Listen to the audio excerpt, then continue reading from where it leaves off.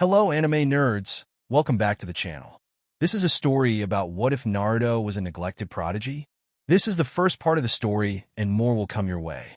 So be sure to subscribe to the channel to not miss these bangers. Comment down what you would like to add to the next part of the story, and let me know where you're watching from. With that out of the way, let's get right into the story.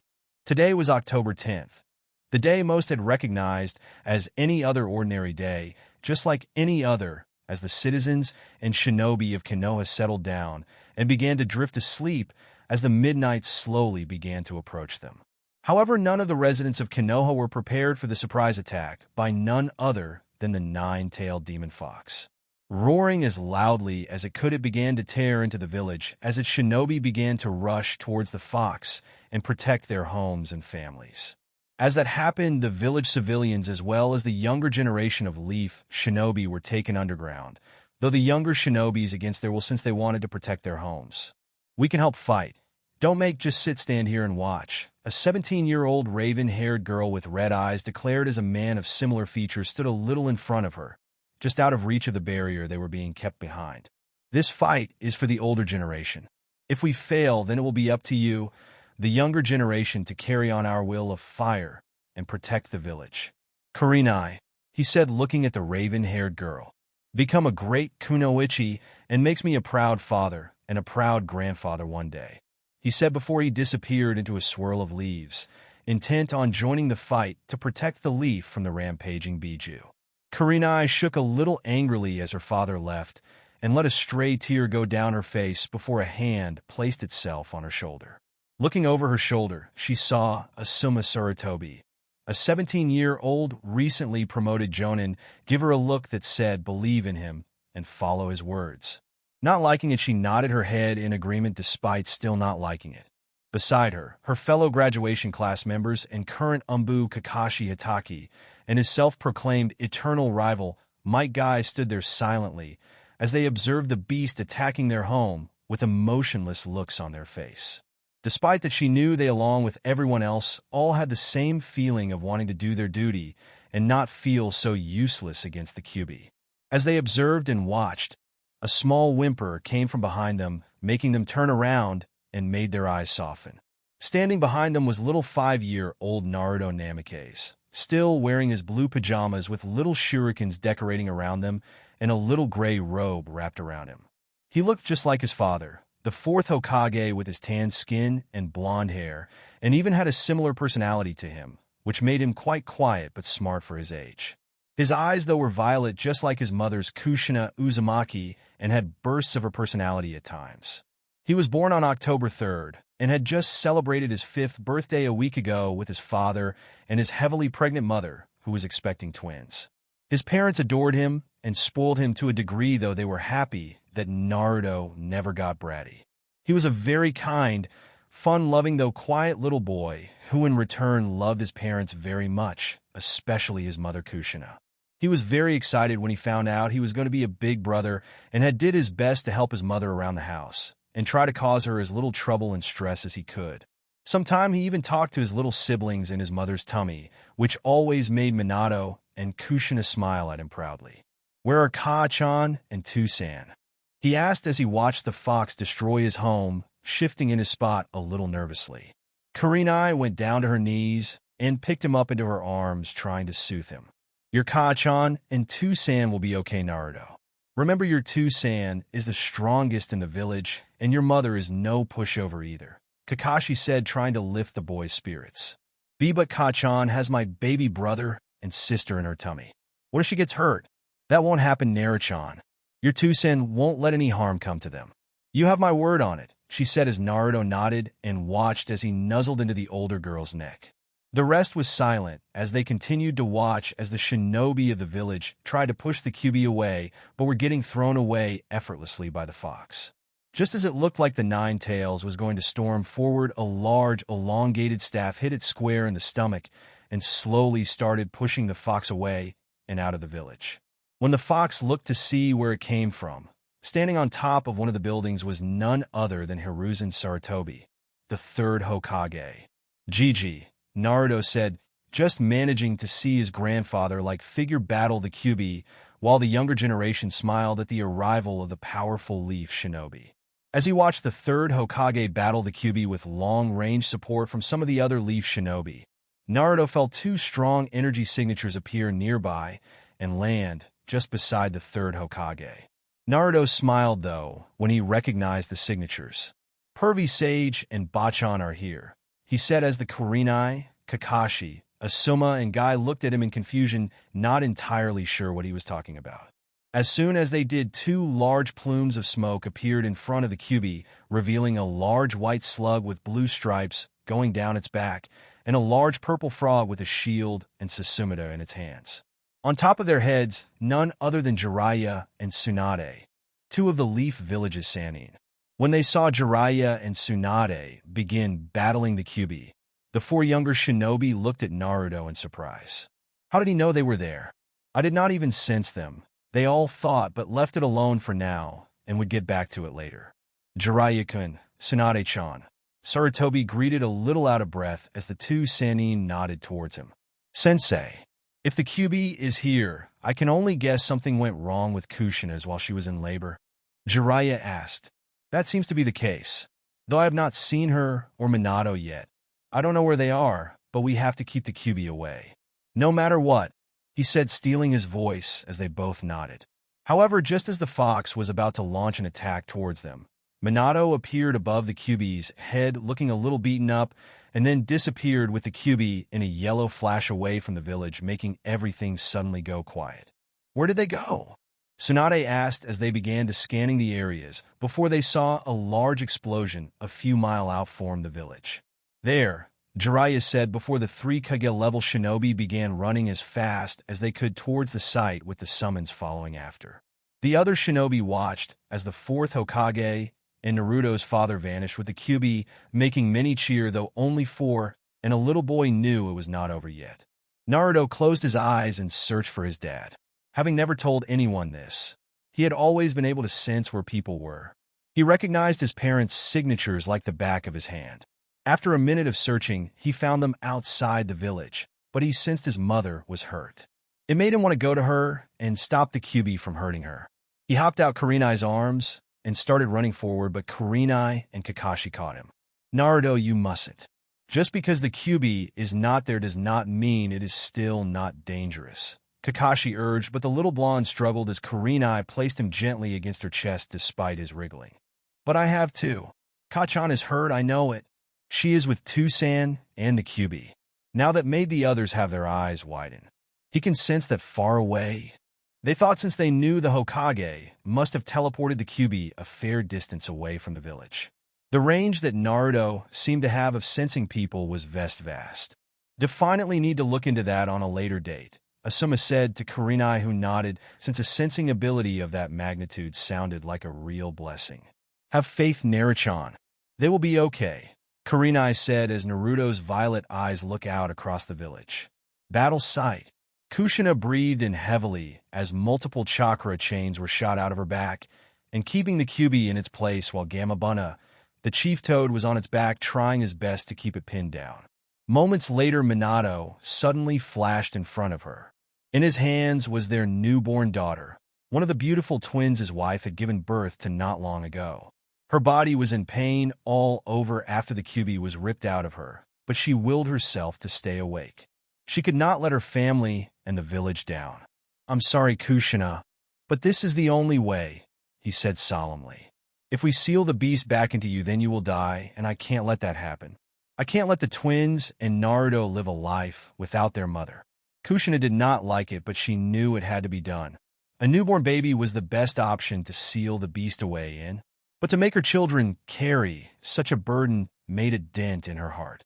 It was a burden she never wanted one of her children to have to hold. "How are we going to seal it?" Kushina asked as she tried to stand up, but felt the Kyuubi struggling against her chakra chains. Though she was a Fuinjutsu master, there were only a few methods of sealing that could contain the nine-tailed fox, and knew there would be a struggle, since the Kyuubi no doubt did not want to go back to be sealed away again. "I have a plan for that. I can sense Jiraiya-sensei, Tsunade, and Sarutobi are on their way here." When they get here, we will perform the four-corner sealing method. Once we get it trapped, I will seal it away with the 8 trigrams. The four-corner sealing method might not work Minato. It was designed to hold the biju up to the 6 tails. The QB might be too powerful for it, Kushina said, concerned since they only had one shot at this. I know, but with 5 Kage-level shinobi here and 4 to perform the ritual, it can be done. It will be close, but it can be accomplished. Kushina bit her lip. It was not the best idea, but it could work. The 8 trigrams would defiantly hold the QB. She just hoped the four-corner barrier seal would be enough. Incoming, Gamma Bunta shouted as the QB got one of its claws out of the chains and sent it towards them. I will not be sealed away again, he roared, showing his target was the baby Mito. No, both Minato and Kushina shouted as they jumped in the way to protect their daughter from harm. They waited for the strike to hit, but suddenly felt a large shockwave hit them from behind. Looking around, they saw Gamaken deflected the QB claw with his shield. Minato, 3 voices called as Hiruzen, Tsunade, and Jiraiya appeared beside them. While Gamma Bunta and Gamaken kept the QB pinned down, Tsunade began to heal Kushina as Minato explained the plan to them all. The 3 newly arrived adults looked down at the baby girl in sadness, knowing she rough patches she was bound to encounter in her life. They did not like it, but they knew it had to be done. Does anyone know if Naruchan is okay? Kushina asked, thinking about her oldest and firstborn. She saw Hiruzen nod his head. Last I checked, he was in the protective barrier being looked after by Kakashi, Asuma, Guy, and Kurenai. He is safe and is unharmed. Kushina nodded and breathed a little easier, knowing her Naruto was safe and had not been caught in the fox's rampage. As Tsunade healed Kushina's body enough for her to move and access her chakra, Hiruzen stood in front of the QB with the intent of helping keep the QB at bay, while the other 4 took the 4 points around the QB to begin the sealing. From Minato's spot, he placed his hand on the ground and summoned a small altar and gently placed his new daughter on top of it. She was sound asleep, which surprised him from all the noise, but he guessed that was more a good thing. He began drawing on the necessary symbols in blood around the baby and onto the baby girl's stomach. After a moment, the seal was ready. Everyone at time now, Minato declared as Kushina retracted her chains, which released the 9-tailed fox and made it roar from its spot. Gamaken and Gamma Bunta did their best to keep it down, as did Sarutobi, but the 9 tails was the strongest of the tailed beasts for a reason and was very quickly getting out of their grasp. Minato nodded to everyone as he, Kushina, Jiraiya, and Tsunade all prepared and channeled their chakra and made the necessary hand seals. Dog, snake, boar, tiger. For corners sealing jutsu. The 4 all shouted as their blue chakra burst from all around them and began to create a large net. The net began to expand before it was big enough to cover the QB. In each of their hands was kunai that once the net was securely placed around the QB, they would drive the kunai into the ground and hold the QB in the sealing barrier. Gamaken, Gamma Bunta, and Sarutobi saw the sealing jutsu get activated and quickly jumped out of the way as the sealing barrier began to close in around the QB and began to wrap around him. No, I will not be sealed again after just getting free. It yelled as it fought against the sealing barrier around it, making the 4 Kage-level shinobi grit their teeth, while Kushina, who still ached for him earlier, had to fight for him, passing out. Keep going. We need to use more chakra, Minato said to the others, who nodded and gritted their teeth as they all poured out more chakra. The QB tried to move around, but Hiruzen elongated his adamantine staff and hit the QB right in the snout, causing it to twitch in surprise. The QB struggled and struggled, but Gamma Bunta and Gamaken appeared by its side and did slammed into its sides, panicking it between their giant bodies. Take that, you giant furball, Gamma Bunta declared as the net of seals began to cover over the entire giant form of the QB, despite its declaring that it would not be sealed into some brat. Knowing that the sealing was about to be completed, Sarutobi stood in front of the QB, looking it straight in its red eyes, not showing a hint of fear even when it turned to stare at him. You are too dangerous to be allowed to roam around freely, he said, making the QB go wide-eyed at Sarutobi's words, as someone familiar from the past said the very same words. Hashirama Senju stood in front of the QB as the giant fox demon was being pinned down to the ground with large wooden roots bursting out of the ground, which wrapped themselves around the QB and keeping in submission. The first Hokage looked into Kyuubi's eyes with a sad but determined look on his face. "You are too dangerous to be allowed to roam freely. I am sorry, but to protect the village in this world, this must be done." A snarl ripped from its mouth as the Kyuubi began to struggle against the net of seals, making the four sealers have a moment of struggle as it fought against them, but the net had already covered the Kyuubi completely. Kushina drove her kunai into the ground, first signaling she was done, then Tsunade, and then followed by Jiraiya, and finally Minato.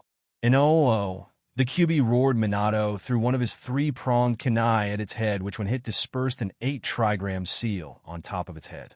Minato looked down at his daughter with a sad and apologetic look on his face before he made the necessary hand seals. 8-trigram seal, he called out as the blood marking and kanjis he made earlier began to move onto the baby's stomach and wrap around in a spiral-like formation with 8 symbols around it. 4 at the top and 4 on the bottom. The Kyuubi's body changed in a giant shroud of orange chakra as it continued to try and break out of the 4-corner sealing barrier, but the 8-trigram seal appeared on its stomach before it just became a cluster of chakra. Letting out one last roar that seemed to echo and be louder than the rest, the Kyuubi began to get sucked into the 8-trigram seal on Mito's stomach until eventually the Kyuubi had completely vanished, leaving only the 5 shinobi and a baby left in the area.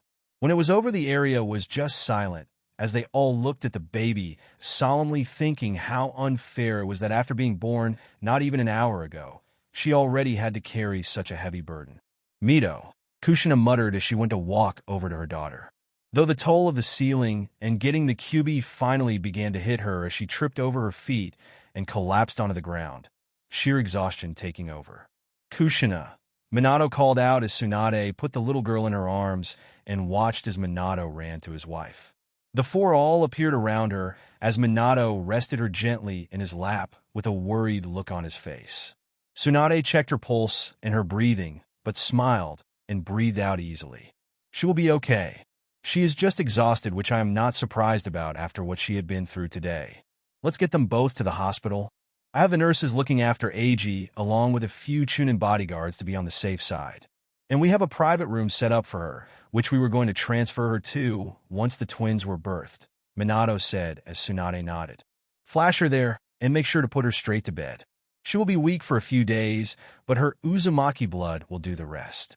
And take me with you so that I can check on the other bae," she said with Minato nodding in agreement as he picked Kushina up bridal style. Minato was about to go before he had a pained look on his face and looked over at Sarutobi. "Sarutobi, I am sorry I could not protect Bawako," he said, wanting to send the older Hokage his sympathies. The third got a sad look on his face as he silently mourned his wife's death, but he knew such a thing would have to wait until later. So for now, he just nodded his thanks to Minato while Jiraiya patted his sensei's shoulder. Minato was about to flash this time when Tsunade grabbed a hold of his sleeve with Mito still in her arms, but then another thought crossed him. "Naruto. Someone will need to collect Naruto." Jiraiya looked ready to offer to get him, but Hiruzen beat him to it. "I could do that. I will bring him to the hospital, since I am sure he will want to see that his family is safe." Minato nodded his thanks, and within a second disappeared in a yellow flash, along with Kushina, Tsunade, and Mito. No longer needing to stay in the area, Sarutobi and Jiraiya took off back to the village. In village, what's happening? Naruto asked for Kurenai's arms as they watched as the barrier that was stopping them from leaving disappeared, and a few of the Chunin and Jonin that fought against the Kyuubi appeared in front of them. They explained how the Kyuubi was defeated, though they never said how. It did not matter, though, since the younger generation all cheered. The only one who was not cheering was little Naruto, who just wanted to find his Kachan and Tusan. Naruto, the young boy, heard as he looked over form all the chattering around him to see Sarutobi approaching him. "Ji!" Naruto cried as he jumped out of Kurenai's arms and jumped into the embrace of the old Hokage. "Where is Kachan and Tusan? Are they okay?" he asked with tears threatening to spill again. Sarutobi soothed him and calmed him down as best he could, but he knew the boy wanted to see she parents. "They are fine, Naruto. They are at the hospital with Tsunade, Jiraiya, and your baby brother and sister." Naruto's eyes went a little wide when he heard brother and sister, and it only made him want to get there quicker. Your mother will most likely be asleep, so remember to be quiet when we get there since today has been very taxing for her, he said as Naruto quickly nodded his head. When he did, Sarutobi said goodbye and thanked Kurenai, Asuma, Guy and Kakashi for watching over him in this time of need, and quickly set off for the hospital. It did not take long though. When he did get to the hospital, it was all in a rush as stretchers with people being carried on it were brought in, and some of the nurses working on the injured in the lobbies or in the hallways. He spotted Tsunade's apprentice Shizen ordering a few nurses while helping a young kunoichi, quickly showing how far her studies with Tsunade were coming along. Are all these people going to be okay, Gigi? Naruto asked, looking around all the hurt shinobi. Eventually they will. They had a hard-fought battle tonight, and a lot of people got hurt because of it. However, we have some of the best doctors around in Konoha, as well as Tsunade, so they will be back on their feet in no time, he said as Naruto nodded. They walked up a few flights of stairs before they arrived at the prenatal zone. Naruto saw a few of the pregnant moms' women around who had been sent to the hospital to make sure their babies were okay. One of which was his mother's friend Hitomi Hyuga, who as far as he knew was expecting a young girl. Leaving that little area, Sarutobi walked them down a quiet corridor before stopping at the third on the right. Here we go, Sarutobi said to Naruto as he opened the door and walked inside.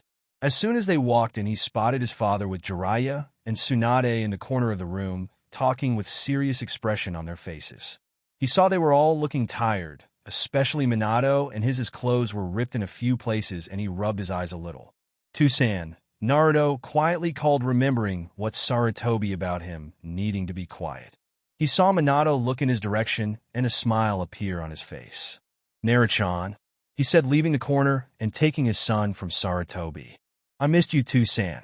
I thought you and Ka-chan were hurt, Naruto said, beginning to sob as his father held him close and soothed him as best he could. It's okay, Naruchan. Your Ka-chan and I are made of some pretty strong stuff. It will take more than that overgrown fuzzball to hurt us, he said, trying to make his son smile, though he just sobbed a little harder. Wanting to calm his son down, he made Naruto look at him. Hey Naruto-chan, would you like to see your new baby brother and sister? He asked. Naruto's eyes went a little wide, but nodded his head. Minato smiled and led his Naruto over to the other side of the room. Naruto turned his head and saw Kushina sleeping on the bed with her red hair swept onto one side. Ka-chan, he said, looking at her. She's okay, Naruto. She has had a long and tiring night and just need to rest. I know she was very worried about you, but I know she will be very happy to see you in the morning, Minato said as they reached who they were looking for. Situated next to Kushina's bed was a cot with two little bundles sleeping peacefully inside. One was wrapped in a blue blanket while the other was in blue. The little boy had tan skin like Naruto and Minato and had blonde hair, but could see small red streak in it. The little girl had similar hair like her twin, but her skin was a lighter shade like Kushina's. However, Naruto noticed that on her cheeks, she had whisker-like marks. Though he and his little brother has similar marks, the ones on his sister were more noticeable and definer. Naruchan, I would like you to meet your brother and sister Eiji and Mito Uzumaki Namikaze. Minato leaned down with Naruto still in his arms and towards the sleeping twins. Naruto gasped a little as he looked at his younger siblings and outstretched his right hand and gently stroked his sister's cheek. Mito-chan, he said as a smile made its way onto his face. Minato, Jiraiya, Tsunade, and Sarutobi smiled as they watched Naruto interact with his two new siblings. After such a long day, and after all the tragic occurrences that had happened, it was good to finally see something good happen, considering the twins' birth, which should have been a joyous moment, was interrupted by a madman and the attack. He did the same with Eiji and laughed when the baby wrinkled his nose from the contact. Tusan, can I hold them? Naruto asked, looking his father in the eyes. Minato smiled and nodded. Okay, but one at a time, he said as he put Naruto down and the boy sat on a nearby chair. Minato gently picked up Mito and walked towards Naruto. Remember to be careful of her head, he said to his oldest son, who nodded and gently put her in Naruto's arm. Tsunade and Jiraiya sat beside him, looking down at the little girl. Her tiny little body lay against Naruto's as she rested in his arms, though since he was only 5, she also laid across his lap. Hi Mito-chan, I'm your big brother, Naruto, he said, making the others smile, as Minato watched him with Eiji resting in his arms. Just as he spoke, Mito's eyes began to flicker before she opened her eyes, revealing S pair of blue eyes looking up at him. She has your eyes too, San, he said, looking up at his dad, who was now a little in front of him. It seems she does, and it looks like Eiji has the same eyes too, he said, showing that Eiji was awake as well now, and showing his similar blue as well. Naruto looked down at his sister, and saw she was looking up at him with a curious expression on her face, as if she was trying to figure out who he was. After the two looked like they were having a staring competition with each other, Mito then giggled a soft yet melody-like laugh that made everyone smile. I think she likes you, Naruchan, Minato said, laughing a little. What's not to like about my little Naruchan? A tired voice said, making them turn around to see Kushina with her eyes open and looking at the scene with a smile on her face. Kushina. The adults all said, surprised to see her awake, while Naruto looked to his mother, and a new set of tears began to form. He gave Mito to Tsunade, who happily took the little girl before he made his way towards Kushina. Ka-chan, he said as he crawled on her bed and lay next to her. Naruchan, don't cry. Everything is okay, she said softly, but quickly found him hugging into her side. She kissed the top of his head and wrapped her arms around him. I thought you got hurt, Ka-chan. I was worried. He sobbed as Kushina rubbed his back soothingly in circles, trying to calm her down. I felt you in too, San, and you felt hurt with the big, vile, horrible chakra nearby, he said, catching the attention of everyone in the room. Naruto, what do you mean you felt everyone? Minato asked, looking at his son with a curious expression. I don't know how to describe it. I could just feel where everyone was. I could feel when Pervy Sage and Bachan appeared on their big animals, and I could feel you and Kachan were out of the village.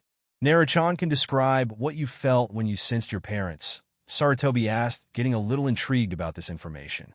Well, I could feel too, San, and he felt calm but worried and a little scared.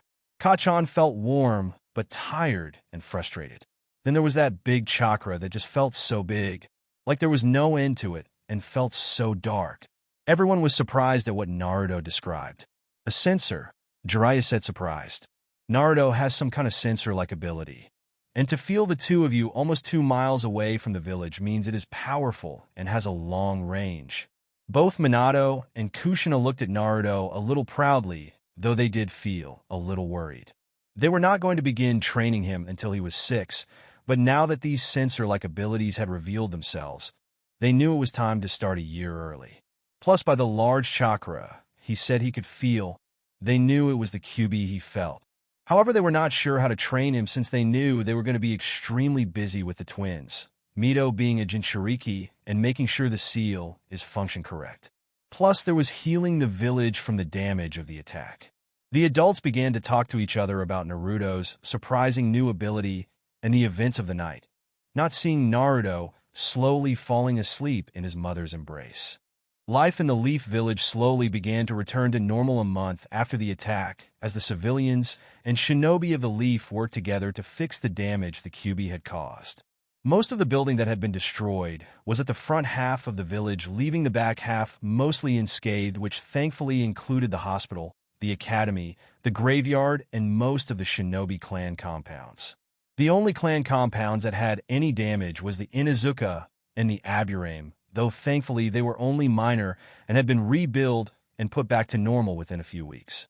The civilian and shinobi worked away to help rebuild their homes, while large groups of Leaf shinobi went out to complete the day-to-day mission they were given in order to show that the Leaf was still strong and they were not going anywhere. At the Namikaze residence, all was quiet before a baby's cry rang out through the house, alerting those that were inside. The Uzumaki Namikaze family could have had their own clan compound or lived in the Hokage mansion if they wanted, but Minato and Kushina never wanted the big, lavish lifestyle. They were more than content with their 6-bedroom house, which is cozy, warm, and family feel to it. Plus, with only 5 of them, there was just no need for a big clan compound. Naruto raced from his room and into the nursery, where he already found his mother holding and rocking his sister Mito back to sleep. Is Mito-chan okay, Ka-chan? He asked, walking in front of his mother as he saw Mito's wriggling form in his mother's arms. Kushina looked towards her oldest son and smiled. Yes, she is okay, Naru-chan. She is just being a little fussy. She seems to have a lot of energy, like another little someone when he was this age, she said, laughing a little at his big smile he was giving her. Naruto turned towards the crib, and as his little brother Eiji, still sleeping peacefully. Both babies were very active, he had noticed, though they never seemed to wake up at the same time during the night. He looked at his mother and saw her yawn a little. "Are you okay, Ka-chan?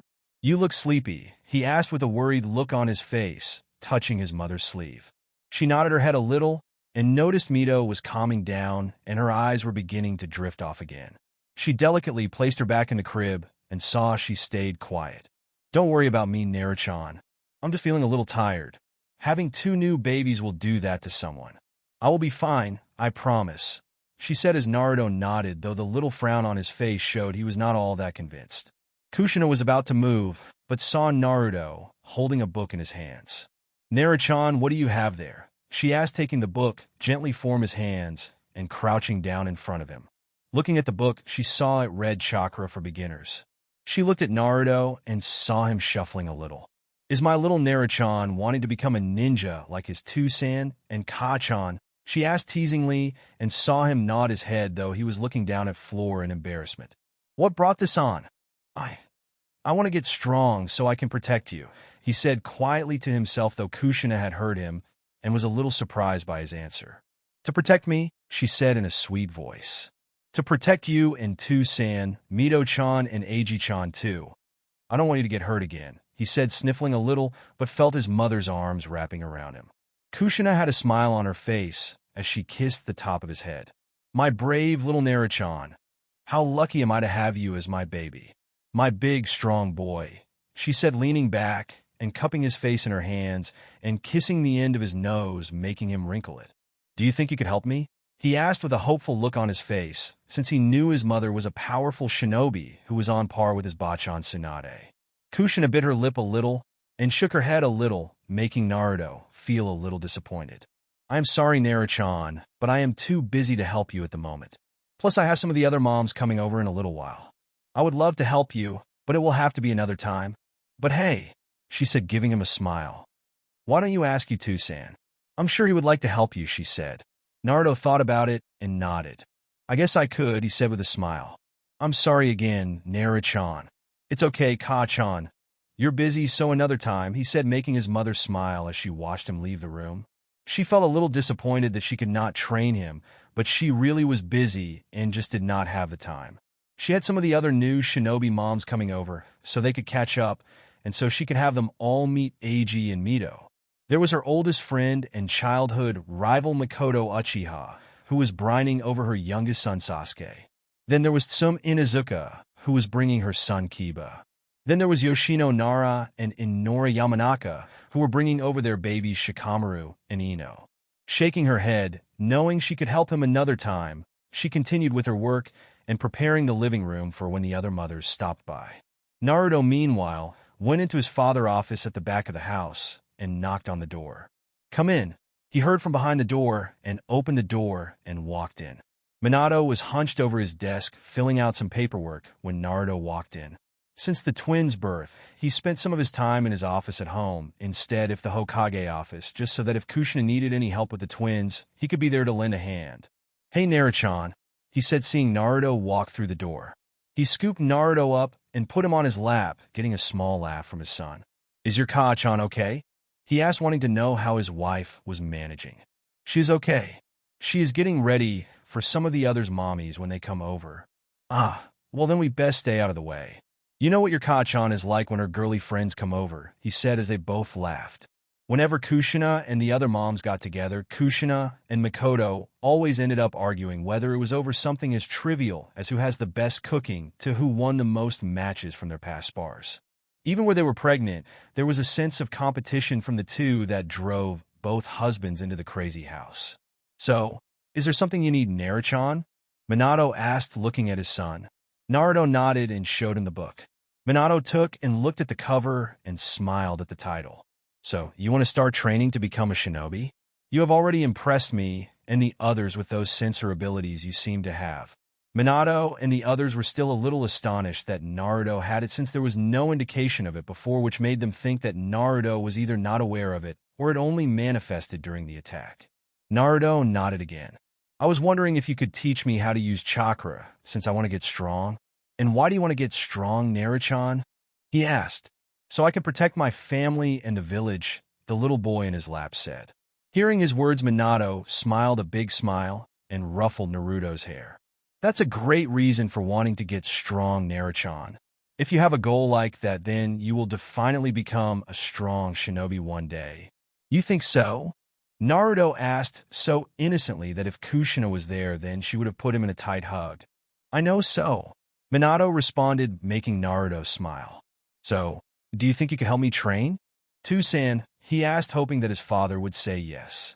However, his hopes were dashed when he saw him shake his head with an apologetic look on his face. I am sorry, Naruchan, but I am too busy right now. I need to get this paperwork done soon, and then I have a meeting in half an hour. I don't have the time. Oh, Naruto said, looking sad that his father could not help him either, and now wondered who could help him. Maybe another time, huh?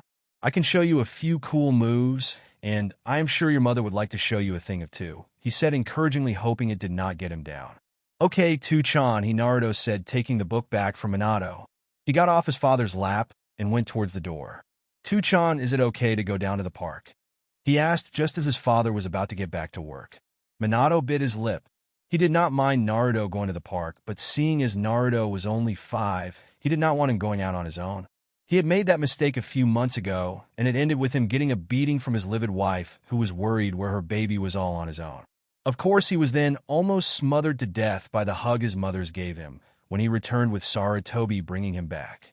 Well, I guess that would be okay, but I want you back here by 3 o'clock, he said, getting a nod from Naruto. And you only go to the one that is a few minutes away, not the one in the center of the village. He got another nod. Plus you have to have an Umbu follow you. Naruto nodded again before Minato sighed. All right, go on and have fun. But be careful. I will Tuchan, I promise, he said before he walked out. Minato sighed again before calling out Umbu. When he did, an Umbu male with a lion mask appeared beside him. Follow my son and make sure he does not get into any trouble or gets hurt. Hihokusama, the Umbu said before he shined away and leaving Minato to get back to work. With Naruto arrived at the small park and saw it was completely empty with only the wind moving the swing seats. His mother mostly took him here when she could, while his dad did on the occasions when he was not busy.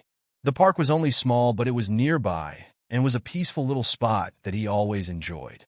That was one thing Minato and Kushina had noticed about Naruto when he first started speaking. Naruto had always been quiet and only really spoke if it was worth saying or was important. But when he did, he was very polite, which many liked about him, since most his age tended to blurt out whatever came to mind. Walking over and sitting on the seat, he began to swing slowly before he looked at the book in his hand. He had bought this book from a shinobi bookshop the other day when Kakashi was taking him round the village. Apparently, Kakashi needed to collect some kind of book that Naruto was not allowed to see, which made him pout. While that was happening, Naruto was looking at the shinobi section. Though he could not read most of the titles very well, he did pick up the Chakra for Beginner's book. He then asked Kakashi if he could get it for him. Kakashi took one look at the book before shrugging and paying for it, much to Naruto's delight. Naruto opened the book and tried to read, but the words were a little too long for him, and he could not pronounce a few of the words correctly. He sat there trying to read it for about 10 minutes with squinted eyes before he got a little frustrated and put the book down on the ground beside him. How can I be a good ninja like Kachan and Tusan if I can't even read well? He thought as he began to swing. He looked up on the top of a roof where he felt a fairly strong energy reside. Maybe that is the Umbusen Tusan sent to watch over me, he thought. After another few minutes of silence, he heard a voice called him from behind. Looking behind him, his expression brightened a little when he saw his Bachan's apprentice, Shizen, walking towards him with her usual kind smile on her face, and with Tsunade's pet pig Tun-Tun in her arms. Hi, Shizen-san, he said politely as the 17-year-old medic Nin took a seat next to him. He had met her a few times when Tsunade visited his family, and she always found him adorable and cute. Plus, she was always very kind to him. Hello, Naruchan. What did I tell you about calling me San? She said, tapping his nose. You can either call me Shizen-chan or Shizen-ne-chan. Naruto nodded with a small smile on his face. Okay, Ne-chan, he said, making her smile. Oink, oink. Naruto giggled a little and petted Tun Tun. "Hi, Tun Tun," he said as the pig nuzzled his leg. "Now what are you doing here all by yourself? Is your Ka-chan or Tusen not here?" They were busy. Ka-chan has the others' clan mommies over for lunch, and Tusen is busy with paperwork. "What about Kakashi or Jiraiya?" she asked, since she was aware Tsunade was at the hospital making sure the staff did not slack off. Naruto shook his head again. "So, you are here all by yourself?" Shizen asked, not liking that Naruto was here on his own. He shook his head once more. "No, the Umbasan is up on the roof, though he feels a little bored," he said, pointing to the roof of the nearby building, which made Shizen look up. "The Umbu is up there?" "How do you know?" she asked, looking a little skeptical. "I can feel him up there." "Oh, that's right," Shizen thought. Lady Tsunade mentioned Naruto had some kind of sensor ability, though I wonder how strong it is. For one so young to have sensor abilities was quite a feat in itself. It showed her just how strong Naruto might be when he grew older. Plus, sensors were always a boost, since shinobi that could detect others were very well looked upon and respected by others. "Then how come you could not feel me coming towards you?" she asked, with Naruto struggling his little shoulders. "I don't know. I was not really paying attention," he asked, pouting a little, making Shizen laugh into her sleeve. "So do you think you could tell me what I am feeling at the moment?" she said, wanting to test how good these sensor abilities were. Naruto started as he stared at Shizen. Shizen, though, had to stop herself from cuddling him, since he looked very adorable when he tried to focus. They stayed silent for about a minute before Naruto answered. "You feel happy and cheery, but a little cheeky as well," he said. When he did, Shizen clapped her hands, showing she was impressed. "That's very good, Naruchan. I see your bachans not over-exaggerating when she said you had sensor ability. You could become a very strong ninja, just like your parents with that ability." "Really? You think I can?" "Tusen, I could be strong, because I want to protect my family and the village," he squeaked out. "Then your Tusan is a very smart man," she said before she grabbed him and began tickling his stomach. "No, Nachan, stop, ha ha ha, it tickles," he cried out, making Shizen laugh, while Tun Tun looked like she was trying to link him too by licking his ear. Sitting up as she watched Tun Tun lick Naruto, which made him giggle loudly, she noticed the book to the side and went to pick it up. "Chakra for Beginners," she read before smiling and looking at Naruto. "Naruchan, did you come here to try and learn how to be a ninja?" she asked as Naruto sat up after Tun Tun stopped licking him and saw him nod his head. "I tried to, but I could not read it. There were too many big words, and I did not understand it very well," he said, looking a little embarrassed, though the 17-year-old lifted his head up gently with her index finger. "Don't worry, Naruchan, there is nothing to be embarrassed about. I think it is a good thing that you're trying to learn this. It shows that you understand that to be a ninja, you have to start right at the bottom and work your way up." "Really?" he asked with her nodding. "If you like, I can go over it with you and teach you how to access your chakra," she said, making him get a hopeful look on his face. "Really, you would do that? Don't you have others things you need to do today?" "I already finished my shift at the hospital, and it is either help you or get bored sitting at home. And how could I ever not want to help little Naruchan?" She picked Naruto up from his spot and put him in her lap as she leaned against the swing bars. The book was placed in front of them, and together they began to read. Chakra is the mixture between spiritual energy and the body's physical energy. It is essential to every jutsu technique that has and ever will be created.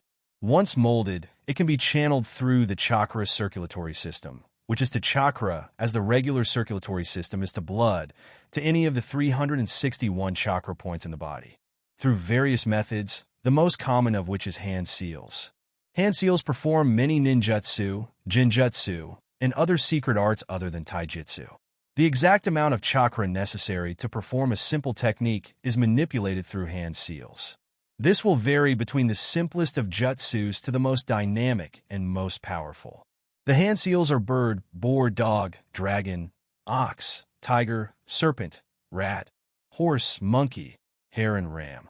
The two sat there for about an hour, as Shizen read about chakra to Naruto and explained certain parts that he did not quite understand. She also made sure he was aware of what made up chakra and how many chakra points there are in the body, even pointing to the places where certain ones were on her arms. "Do you understand, Naruto?" she asked him as he sat there on her lap, and saw him nod as he looked at one of the pictures that represented physical and spiritual energies coming together to make chakra. Can we try to see if I can use my chakra? He asked since he looked a little eager to begin. Sure, Shizen said warmly as Naruto hopped of her lap and sat in front of her. Get in a meditative pose like I am doing, she said as Naruto watched and tried himself, though Shizen had to help him a little since his legs were still so little. You comfortable? She asked, and with Naruto nodding his head, she began. Okay, Naruto-chan, first I want to make this hand sign. This is the ram hand sign. Using any one of the hand signs will help to bring out your chakra and bring it to the surface. The ram hand sign is the one most used when starting out to first draw their chakra. Like this? He asked as did his best to mimic the hand sign Shizen was showing him. She observed and made a little tweak with 2 of his fingers before he had it right. Now to draw out your chakra, you have to dig deep inside and try to draw it out. Search deep down and wait until you feel a warm sensation in your stomach. When you feel it, try to focus in on it and then pull it out to the surface.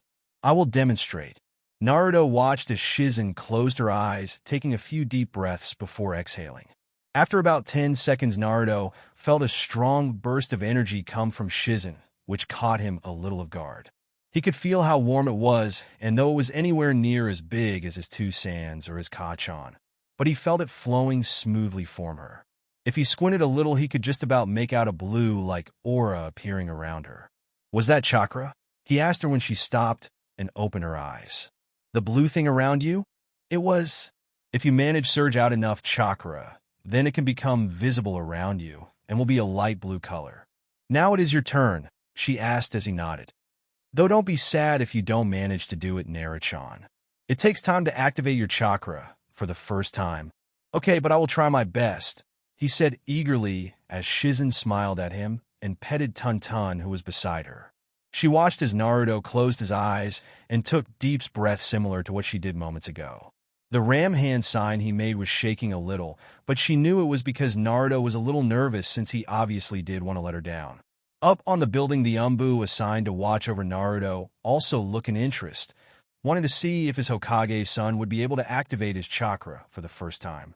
Though he leaned forward to get a better view, he still remained hidden from view. After a few minutes had passed, Naruto opened his eyes with a sad look on his face. I couldn't find it. I did not feel that warm feeling in my tummy. That's okay, Naruto-chan. I did say you might not be able to do it the first time around. It takes a few tries to first do it. You just have to keep trying, and eventually it will happen. Okay, I guess I can try again, he said as he got back in his meditative pose and made the ram hand sign again. He closed his eyes and took a few more deep breaths. Shizen observed again, with Tun-Tun staring at him too. I have to find a pull in my tummy, he thought as he searched around while keeping as calm as he could. After another minute, he still could not feel it, so he gritted his teeth a little. I need to unlock my chakra, so I can protect Ka-chan, Tusan, Mito-chan, and Eiji-chan. I won't stop until I find it, he thought. Just when he finished, he felt a pull in his stomach and felt a warm sensation appear there. Could this be my chakra? He thought before doing as Shizen said, and he did his focus on the warm sensation and to pull to at the surface. When he did, it felt like his whole body suddenly became warm and felt his fingers and his toes tingle. Outside, Shizen smiled a big smile when she saw a tiny blue aura appear around Naruto. She was about to go forward and hug him. Well done for activating his chakra for the first time, but was a little caught off guard when she felt the size of his chakra. His chakra, it's already about the size of fresh genin already. Is this because he is an uzumaki? I know Kushina-sama had large chakra reservoirs when she was young, but I don't even she had this much when she first activated it. Though she also felt how untamed it felt. Once Naruto got used to activating his chakra, someone would most likely have to show him one of the basic chakra control exercises. Up on the building, the Umbu was all a little surprised, though his mask hid that surprise. Though he was not all that surprised considering whom his parents were. Shizen shook Naruto a little, which made him lose focus, and the chakra he was emitting stopped. He opened his eyes to see Shizen and Tun-Tun looking at him with joyful looks on their face, which made him smile a big smile. I did it, he said, jumping up. Though when he did, he suddenly felt tired and his body go a little stiff and fall to the ground. However, Shizen was in front of him and caught him in a warm embrace. The Umbu on the build was about to move when he saw Naruto's fall, but saw Shizen had it well covered. Why do I feel sleepy? he asked as he yawned in Shizen's arms. Silly Naruchan, you pushed out a lot of chakra when you activated it, which has now left you feeling tired. Don't worry, after some rest and some food in your tummy you will be fine, she said as Tun nuzzled into his leg. I think this is enough for the day. Let's get you home, she said as picked up the book on her arms while carrying Naruto in her left. They left the park, as did the Umbu, and quietly watched over them as they made their way back home. Halfway there, Naruto spoke up. Hey, Naruchan? Yes, Naruchan, she asked, looking down at him. What kind of a ninja are you? He asked, surprising her a little, though she answered. Well, I'm a medic nin. I practice medical ninjutsu, which is why I work mainly at the hospital. Medical ninjutsu? What's that? He asked, making Shizen giggle a little at how he said medical. Medical ninjutsu is thus a type of ninjutsu that is used to heal people when they get hurt, like when people are sick and not feeling good. Exactly, I am okay at fighting, but I prefer healing people, which is why I am Lady Tsunade's apprentice. She is the best medic nin in the whole world. Wow, he said quietly to himself. Bachan is really strong. She is one of the strongest in the village, and is known all over the world as one of the strongest kunoichi there has ever been. So does that mean you are really powerful too? He asked, making her laugh again. I am nowhere near as powerful as your Bachan, but I like to think that I am capable of looking after myself. I am a Chunin-level ninja, so I know how to defend myself, which is the main thing. Naruto just nodded and felt his eyes begin to get heavy. They appeared in front of his home and walked inside. He could hear female voices coming from the living room and recognized one as Kushina's. As Shizen walked towards the stairs, she passed the living room where Kushina and the others' moms were. She was sat beside Makoto Uchiha and in Nora Yamanaka, while on another seat was Yoshino Nara and some Inuzuka. All the mothers were holding little wrapped bundles in their arms, while the twins were in a little crib just in front of Kushina. The mothers all looked up to see Shizen in the doorway, holding Naruto in her arms, looking like he will fall asleep at any moment. Hello, Shizen, Kushina said, standing up as the others' mom all said hello to the teenage girl. She looked at Naruto and saw him giving her a wave hello. Did you have fun today, Naruchan? She asked and saw him tiredly nod. He has been great today. He unlocked his chakra for the first time, Shizen said, surprising the women in the room, before they all smiled and told him well done. Thank you, he said, almost half mumbling and not really paying much attention, making the moms coo at him. Kushina went up to him and kissed him softly on the forehead while he nuzzled into Shizen. My little Naruchan, already beginning his path to becoming a shinobi. I know your Tusan will be proud when he gets home. Little Naruchan has gotten big since I last saw him, Makoto said as she appeared next to Kushina and gave Naruto a small wave. He's the same size as my little Itachi. They saw Naruto yawn, and Kushina asked if Shizen could put Naruto to bed for her, which the Shizen quickly said yes to. Walking up the stairs and entering his room, she saw how neat and tidy it was and put him down onto his bed with blue covers with little shuriken on the front. She placed his book on the small desk beside the bed and quietly left the room, leaving the door unlocked a little.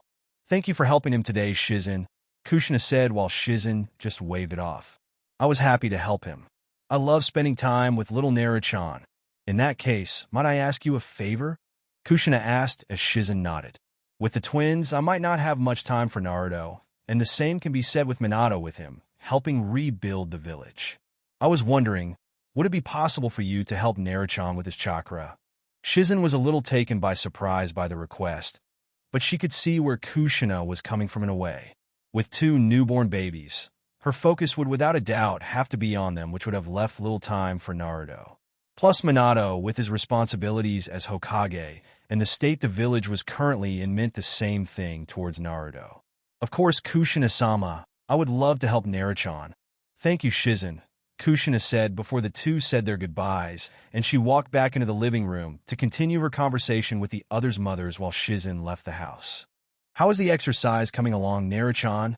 Shizen asked from her seat beside the young blonde as she read a book on medical ninjutsu, as well as watched Naruto, who had 5 leaves in his hand. Currently, the young blonde was trying to balance the leaves on the end of his fingers by only using his chakra. Shizen had told him that it was an exercise that was used to help learn to control one's chakra. It's coming along okay, Naruchan. I think I almost got it, he said from his seat on the ground as he shakily balanced the 5 leaves on the tip of his fingers.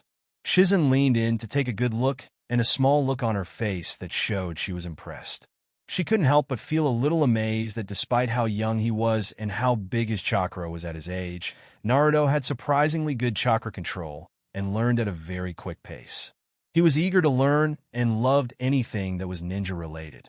Plus, he was always full of questions, which Shizen knew to be a good quality, since the best way to learn was to ask question and ask for help, which Naruto had no problem in doing.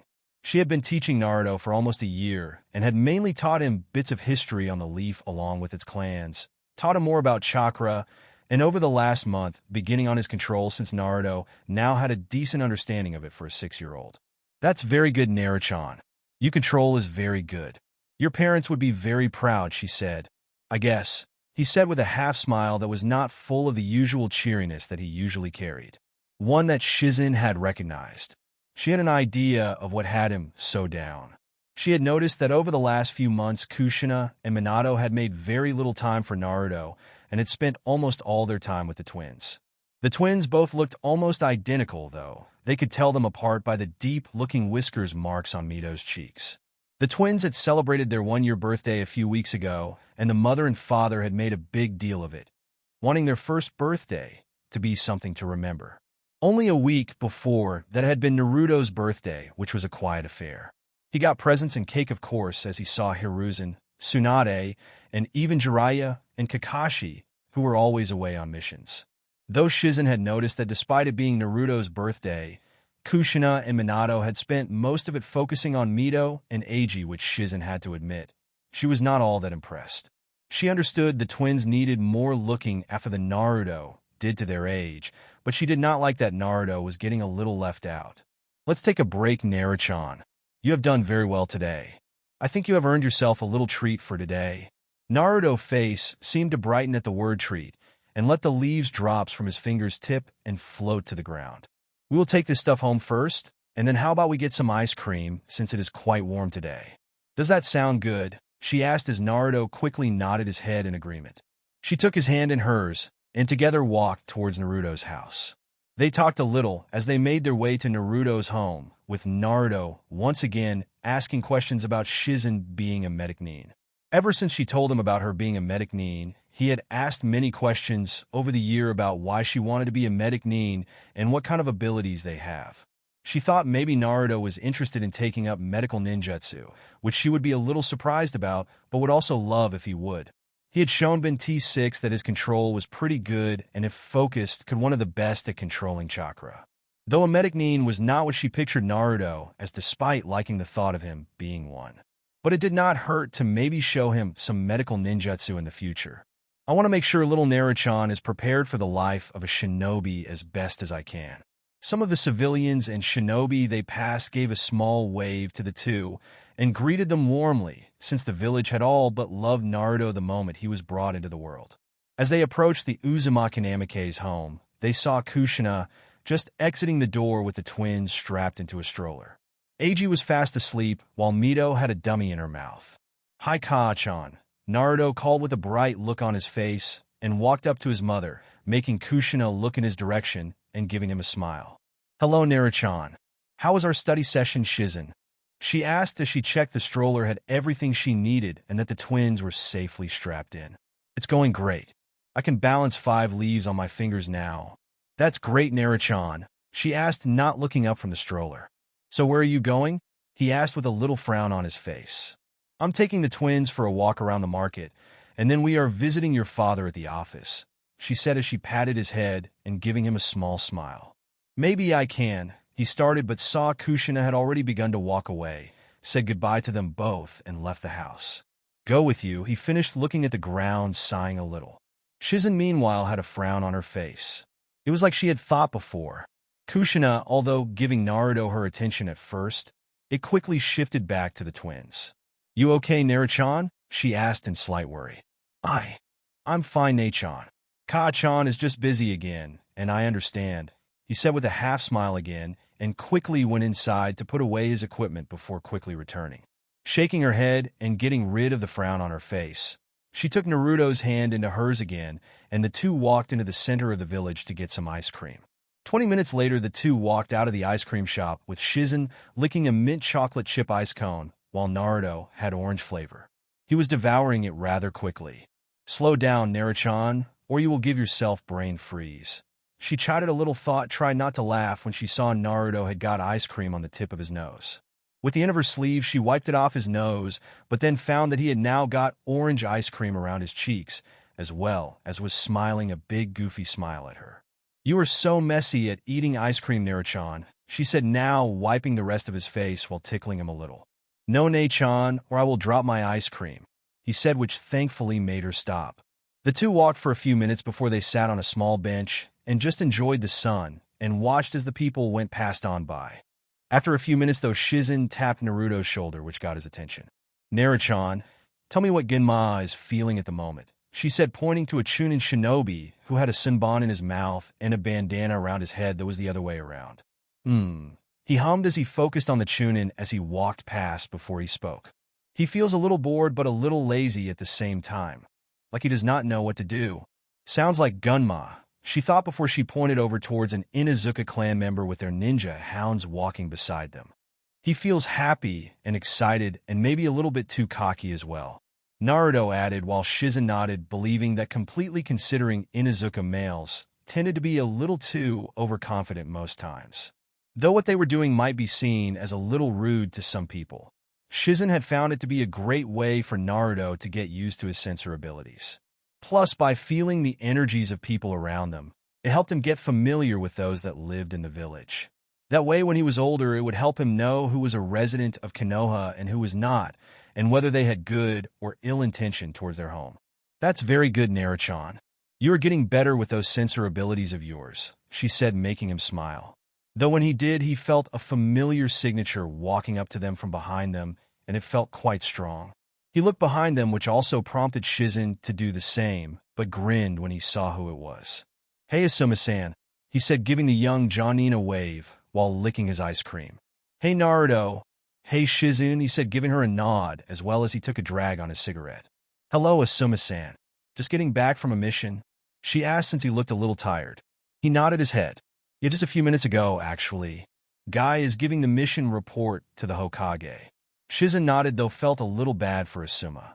Though she liked Guy and he was a good friend, the man was a little full-on and could be a little much. "Asuma-san, you know you should not smoke. Nae-chan says it bad for your health." Naruto chided softly, making Asuma raise an eyebrow, while Shizen giggled a little into her hand. "True, but I summon a bit of chakra around my lungs so that it does not do as much damage. Plus, I am as healthy as a horse." "Yeah, but Nae-chan says if a horse has to be put down when it breaks its legs. Does that mean you will have to put down when they make your lungs go bad?" he asked with complete innocence in his voice. Asuma looked at Naruto in slight disbelief, while Shizen was just laughing her eyes out. "You have to admit, Asuma, he has got you there," she said, trying to regain control over herself. Asuma mumbled something under his breath before shaking his head, and to try and get himself out of this embarrassing situation at being outwitted by a 6-year-old. "Anyway, I am about to head home and back to the Sarutobi Manor. If you two are done with your session today, why don't you come along? My pop should be there, and I'm sure he would like to see Naruto," he recommended. Naruto looked happy at the prospect, getting to see his Gigi, and looked at Shizen with a pleading look. "Can we, Nae-chan? Please?" he asked, giving her a puppy dog-like look. It made her want to hug him to death, though she managed to keep her calm. "Sure, Naruto, I don't see why not. Plus, who knows, maybe your Gigi will have some shinobi wisdom to give you," she said, making Naruto smile even more. "If there is anything, my dad has its wisdom by the shed loads," Asuma said before he began making his way back home, with Shizen and Naruto now following behind him. As they walked to the Sarutobi Manor, Asuma spoke about the mission he had, which was to take out a bandit encampment that had been established 2 days outside of the village that was terrorizing a nearby village. Naruto tried to listen, though the two older teens were making sure Naruto did not hear any of the gory parts since he was still a kid, and they did not want to expose him to the killing part of a shinobi duty until he was a bit older. They arrived at a large manor house about 3 stories high and very wide that had fresh flower beds decorating the outside. They walked in and took their sandals off before Asuma called out, "Yo, Dad, I'm back and we got guests." "I'm in the dining room." They heard, recognizing it as Sarutobi's voice, and began to walk towards it. As they walked further into the home and arrived in the dining room, they saw Sarutobi sitting at the low table, sitting on a cushion with some ink, brushes, and paper lay out in front of him, and was writing elegant-looking giant kanjis on them. "Gigi," Naruto called, barreling towards Sarutobi. The former Hokage took notice of Naruto and smiled, a grandfatherly smile, at the young blonde. "Naruto, this is a nice surprise," he asked as hugged the blonde and settled him on the cushion that was stationed beside him. "And Shizen-chan, it's nice to see you again." "Hello, Sarutobi-sama," she said, bowing a little before taking up a seat beside Naruto. "How did the mission go, Asuma?" Sarutobi asked as he looked at his son, standing in the doorway, as he finished of the smoke in his mouth. "It went well, but I am feeling a little tired, so I'm going to head to bed to get some rest," he said as Hiruzen nodded to his son and watched him go before he turned to Naruto. "So Naruto-kun, it's nice to have you over today. If I had known, I would have had some tea and sweets ready," he said. "That's okay, Gigi. Nachan said I did good today in my studies, so we want to get ice cream. And how are your studies going? I'm sure your parents are very pleased to see you on your way to becoming a great shinobi." Naruto half smiled again like he did earlier, though Hiruzen had noticed the small flash of sadness appear in his eyes that worries him a little. He looked at Shizen, who just gave him a look that said, "Tell you later." "Nachan taught me the leaf balancing exercise for my chakra control. I can already balance 5 leaves on one hand now," he said, feeling proud of himself. "Well, that's very good, Naruto-kun. You are well on your way to becoming a great shinobi. Everybody starts at the bottom, and I am glad that you know that, and are not trying anything that is currently out of your reach. You want to see?" he asked as Hiruzen nodded his head, indicating he would. Naruto jumped up from his seat and opened one of the doors to the giant garden and training ground behind the manor house. As he went out the door, Sarutobi looked towards Shizen, who sighed a little. "You saw it too, didn't you?" she asked a little sadly. "Why did he look a little sad when I mentioned Kushina and Minato? Everything is okay at home, is it not?" he asked. "Everything is fine from what I can see, but I think Naruto is having a hard time due to the twins," she said. Sarutobi asked her to elaborate with what she meant. "I can't help but notice that over the last couple of months, Kushina-sama and Minato-sama's attention had been fixed mainly on the twins lately, and they seem to be spending most of their free time with them. I think Naruto has been feeling a little left out due to the lack of attention they have been giving him lately. Also, when he asks them to help him with his session, or just to play a litlum, they are normally busy. Well, something like this was always going to happen," Hiruzen suggested. "After all, with the twins being so young, it is only natural that their attention to be focused more on them." "Oh, I know, and I'm probably just looking into it too much, but at Naruto's birthday a few weeks ago, I noticed that their attention was again mainly focused on the twins and not on Naruto. Don't you think that is a little odd?" she said as Hiruzen sighed a little. "I understand what you mean, Shizen, but unfortunately, sometimes these things are to be expected with having more than one child. Plus, since Mito is a Jinchuriki, there is always that small chance that something may happen with the seal. They are probably just being cautious." Shizen was the one to sigh a little now. "Yeah, I guess you are right. I am sure it is just temporary," she said, shaking her head. Just as she was about to speak, Naruto came back in, halting their conversation, though she was a little surprised when she saw Tsunade walk in form behind Naruto. "Lady Tsunade, what are you doing here?" she asked as Hiruzen greeted his old student.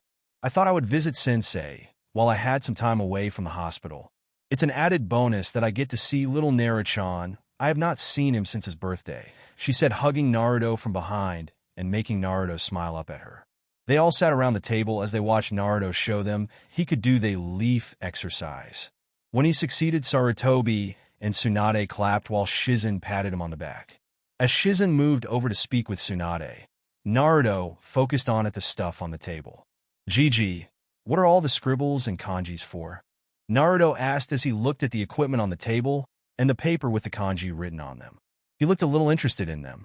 "Oh, well, this is my calligraphy equipment, Naruto-kun. It helps with keeping my writing abilities neat and readable. Plus, it is a practice that is great for practicing to write Fuinjutsu seals," he explained as he took a brush with a bit on ink on the end and made the kanji for fire on one of the pieces of paper. Naruto watched in interest. "Fuinjutsu? he said aloud with a thinking-like pose on his face. Is that the one where you make thing go poof and put them in another object? He asked Sarutobi, as Shizen giggled into her sleeve at his description. Sarutobi chuckled a little as well and ruffled his hair. Yes, that is one way to describe it, Naruto-kun. It's also a type of shinobi practice your Tusan and Ka-chan are masters as. When it comes to Fuinjutsu, your parents are the best there is. Really? He asked with slightly wide eyes as Hiruzen nodded. Are you good at Fuinjutsu too, Gigi? Sarutobi tapped his chin as he thought it over. Well, I'm not bad, I guess. Do you know how the art of sealing works, Naruchan? He asked, but saw Naruto shake his head. So Sarutobi explained while Shizen listened in on the description.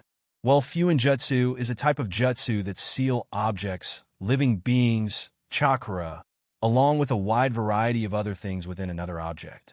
Fuinjutsu can also be used to unseal objects either from within something or someone that you are already aware of, he said as Naruto nodded, prompting him to continue. Well, with Fuinjutsu, there are 10 levels on sealing, with level 1 being for beginners, and then level 10 being for masters. Your Ka-chan and Tusan are both level 10 Fuinjutsu masters and are most likely the only level 10 Fuinjutsu masters in the world. Jiraiya, meanwhile, is a level 8, Tsunade 7, while Kakashi is a level 6. Whoa, that's so cool, Naruto said, getting a nod from Sarutobi. So then what level are you at? It must be pretty high because you're so strong. Oh, well, while I'm not as good at sealing like your parents or Jiraiya, I do know my way around seals and I can spot a great seal when I see one. My Fuinjutsu skills are a level 7 like your Bachan. Cool, he said as he looked at the equipment before turning back to Sarutobi. Could you teach me, Gigi? He asked, surprising the former Hokage, before he smiled and nodded at the request. I can, however, before you learn about sealing, you need to have a steady hand and be able to write and draw neatly and elegantly. That way the seal will be able to work. I can teach you calligraphy first as a first step, he said with Naruto nodding. Putting a few large sheets of paper in front of Naruto and giving him a brush and small palette of ink, he guided Naruto with what to do. Though he knew Naruto had good handwriting for someone his age, he knew it was better to practice and get the symbol spot on, since one wrong marking could lead to a disaster. Okay, Naruto-kun, first we will start easy and we'll draw the kanji for fire that I did moments ago. I will go slowly so you can follow the movement, he said as Naruto nodded and tipped his brush into one of the ink palettes. Naruto watched as Sarutobi's brush glided along the paper, and Naruto slowly and carefully did his best to follow the movements.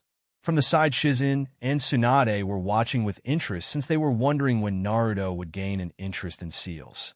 Considering his Uzumaki blood and who his parents are, it was almost required for Naruto to have a strong interest in the art of sealing. Naruto's tongue poked out of his mouth, showing how hard he was concentrating, and licked his lips a little. After Hiruzen finished the symbol, he placed his brush down and looked at Naruto's, who was just finished the last part, until he made the last little swish movement with his brush. Like Sarutobi, he placed his brush down. Hiruzen looked it over and narrowed his eyes as he looked it over, checking for any little mistakes. Then a couple of seconds later, he smiled. This is very good for a first try, Naruto-kun, he said, placing the paper back down on the table, making Naruto smile at the praise. Though next time try and make the bottom right leg of the kanji a little longer, since the one on this is a little short. Naruto nodded seriously before he attempted it again. The two worked on calligraphy for a few hours as Hiruzen taught Naruto to draw all the element symbols, as well had him write sentences as quickly as he could whilst trying to keep the writing and symbols as neat and elegant looking as possible. Hiruzen had to admit that Naruto was doing very well for his first real go at calligraphy. The first time he drew a new symbol, there was only small things that needed to be tweaking. From then on, all of them looked very professional looking, and Hiruzen could not spot a flaw in them. The Uzumaki blood runs strong in you, Naruto-kun, he thought as he went on to show him the symbol for iron. The little guy is doing well, Tsunade said to Shizen as they quietly spoke and watched Naruto work with Hiruzen, and found it very cute as how determined he looked.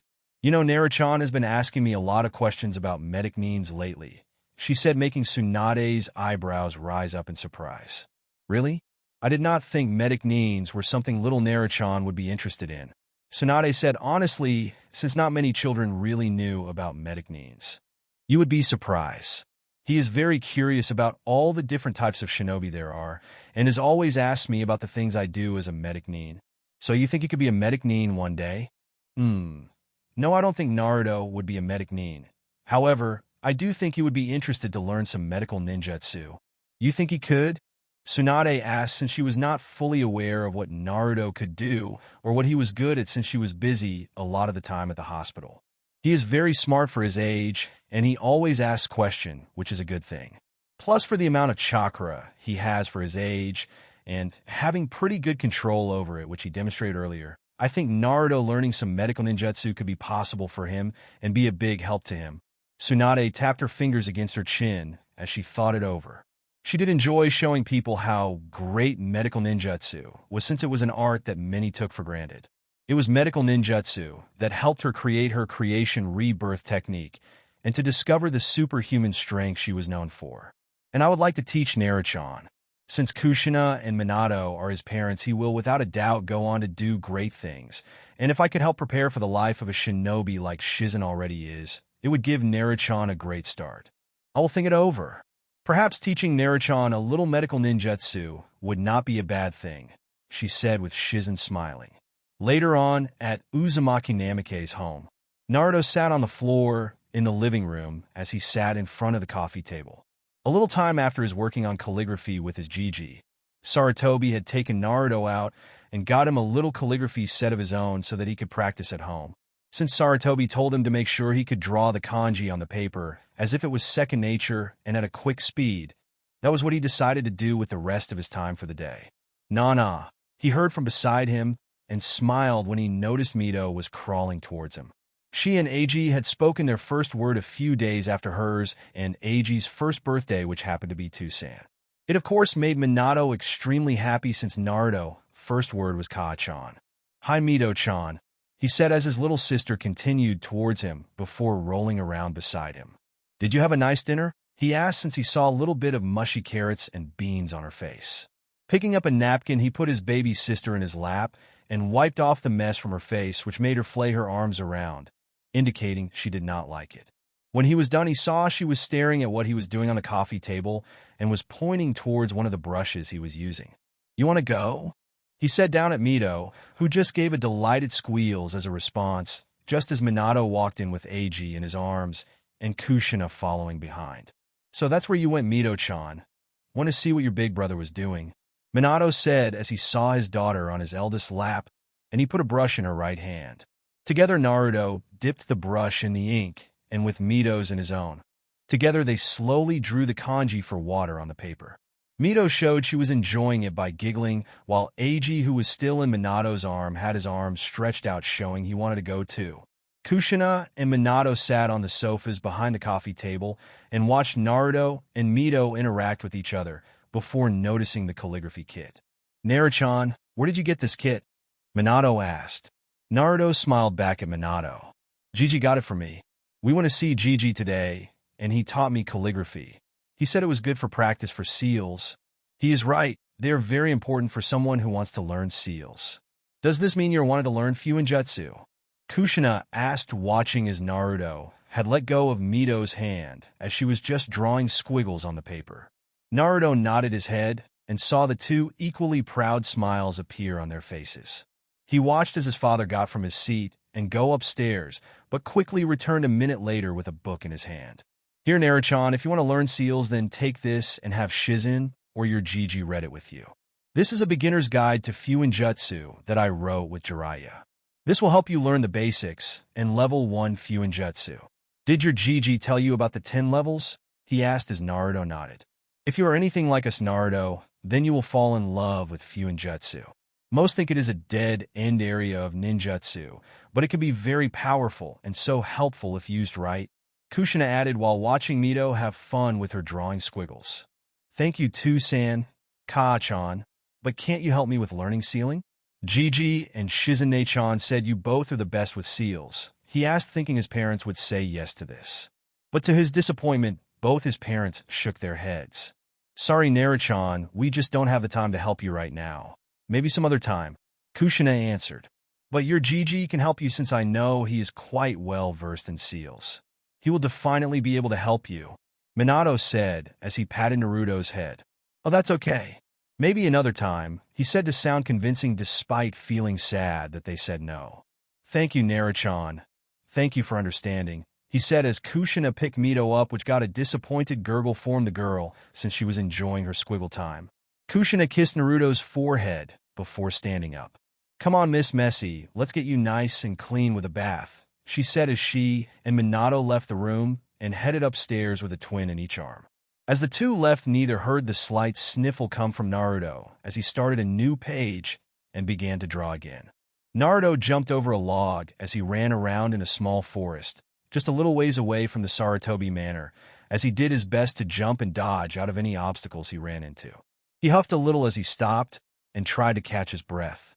He had been running full out for about 30 minutes, which for a 7-year-old most would find impressive. Though he wondered if that was due to his uzumaki blood, but he would think on that another time. Strapped to the side of his pants was a small pouch that carried some kunai and shuriken, which Sarutobi had bought for him a few months. Since he started studying under Sarutobi just over a year ago, Sarutobi, Shizen, and Tsunade had been surprised at how quick he was learning what they were showing him. After just 3 months of learning calligraphy from Hiruzen, the boy's handwriting had become so neat most would have thought an adult had written it. So Hiruzen began teaching him level 1 Fuinjutsu, which of course Naruto took to like a sponge. Anything that was seal-related went right into his head and stayed there. Sarutobi had been a little flabbergasted at how quickly Naruto had come into Fuinjutsu. He believed that he was quicker in understanding seals at his age than even his parents. The level 1 sealing showed Naruto how to make simple seals like storage seals with scrolls, which were the basic among the Fuinjutsu. It only took Naruto about 5 months to understand the concept of level 1 and how to make high-quality and working storage seals. It was also a big surprise when by his 7th birthday, he was already beginning level 2 Fuinjutsu. Sarutobi had tested Naruto how quickly he could make a storage seal with the equipment in front of them. He was left flabbergasted again, of course, when Naruto made one in under 30 seconds. His parents were delighted at how quickly he took to them and knew that one day he would be a future Fuinjutsu master. Meanwhile, his studies with Shizen had carried on to the point where even his Bachan Swanda would turn up on occasions to see how well he was doing and would give him little tips with certain areas of his studies. Once he got the leaf exercise down, they moved on to balancing rocks on the end of his fingers since rocks were heavier and needed more chakra to balance them on the end of his fingers. Once again, everyone was surprised at how quickly he was completing the exercise, which showed Tsunade that Shizen had been correct about his chakra control and that she would definitely have to look into teaching him some medical ninjutsu at some point in the future.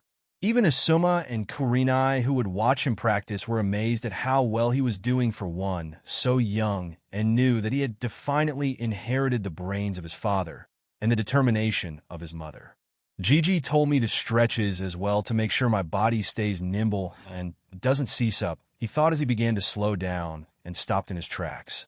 He did a few arm stretches and leg lunges since he had taken his Gigi's words to heart about taking care of his body and that he would not get far without keeping a healthy diet and keeping one's body in top shape. Looking at a high tree, he decided he wanted to begin practicing his kunai and shuriken throwing since that was almost a necessary skill one needed to be a shinobi. However, before he could go to begin target practice, he began to sense somebody close by to where he was. It felt a little familiar, and decided to go and investigate who the signature was coming from. The signature felt young like him, though he could sense it was quite strong. He trekked through the forest for about 5 minutes until he found who he was looking for. In a small clearing in the forest, there stood a boy who looked about the same age as he did, wearing a light blue top and gray pants with shinobi sandals. He had raven hair and had a small beginning of a ponytail at the back, though the most notable feature was the long, pronounced tear troughs under his eyes. On the back of his shirt was a red and white symbol of a fan. An Uchiha Naruto thought as he watched what the boy was about to do. He watched as 4 kunai appeared in his hands and then jumped in the air and flipped. As he began coming down, he released the kunai from his hands and flew towards a bunch of targets that were scattered around the small clearing. Naruto's eyes shot wide open when he noticed that they all hit the targets right in the center. Whoa, he is really good. As the young Uchiha landed gently on his feet, he turned over to where Naruto was watching. Who is there? Come on out, he said lightly but with a slightly threatening tone to it. Naruto stepped out of his hiding spot and walking into view of the Uchiha boy. "My apologies, Uchiha-san," he said, bowing a little. "I did not mean to spy. I was in the area, and I felt your chakra, and came to investigate. My name is Naruto Uzumaki Namikaze. It is nice to meet you," he said, introducing himself. "It is nice to meet you too, Namikaze-san. My name is Itachi Uchiha," he said, reciprocating the bow. Naruto nodded and smiled. "How did you get all the kunai on the bullseye? I am surprised someone my age was able to do such a thing. My Tusan and my clan taught me from a very young age, though a lot of it is self-study and a lot of practicing. I just taught myself until I could do it without blinking. So you have been learning to be a ninja since you were young then?" "When I was 4 I began, though my Kusan was not happy about it, but my Tusan talked her into it, saying we Uchiha had to learn at a young age." Naruto nodded a little as Itachi collected his kunai formed the targets. While he was doing so, the young boy also noticed Naruto's ninja pouch strapped to his side. "You are training to be a ninja too?" he asked with a hint of curiosity in his voice, and watched as Naruto rapidly nodded his head. "Yeah, I've been training since I was 5, but maybe not as much as you have though." Itachi nodded his head and put his kunais back into his small pouch, which, like Naruto, was on the side of his pants. "What sort of stuff have you learned so far?" Naruto asked, since he wanted to compare himself to someone else's age. "I have studied and practiced the Uchiha style of taijutsu, shuriken jutsu, and fire jutsu, as well as a little bit of jinjutsu," Itachi answered, telling Naruto what he had learned so far, as well hoping to learn what Naruto has learned as well. Whoa, he has learned that much already, Naruto thought, but then again he had been taught that the Uchiha were not only one of the founding families of Konoha, but also one of the most powerful, with their family's strength being comparable to the Senju clan. "May I ask what you have learned since I have told you mine?" Itachi asked as the 2 7-year-old walked back into the center of the clearing. "Sure," Naruto answered happily. "I have learned 2 chakra control exercises, the leaf and the rock balancing exercises, while I also practice Fuin Jutsu. Also, my parents tell me I have a sensor ability." Itachi nodded, but was a little intrigued by the sensor ability he mentioned. "What is your sensor ability?" he asked. Naruto shrugged though. "I am not too sure. My Nachon and Jiji tell me I can just feel people's chakra as well as what they are feeling, like if they are happy or if they are sad or angry. That sounds like a beneficial ability to have. Though who is your Nachon?" I was unaware that the Hokage and his wife had an older daughter. "She is not really by Nachon, but I just call her Nachon since she is like one, and she thinks of me as her little Aotudo." My apologies for the mistake," he said while Naruto waved it off. Naruto took a good look at Itachi and narrowed his eyes at him. "You look familiar. Have we met before this?" Itachi shook his head. "Perhaps when we were babies, but not since then due to our mother's friendship/rivalry. My mother is Mikoto Uchiha," he said as Naruto looked in surprise. "Mikoto Obasan? So that why you look familiar. I think I remember her saying your name before. And you have a little brother, right?" Itachi nodded. "My younger brother Sasuke. He is the same age as your siblings Mito and Eiji, I believe." The two took a seat in a small clearing and slowly began to talk to each other.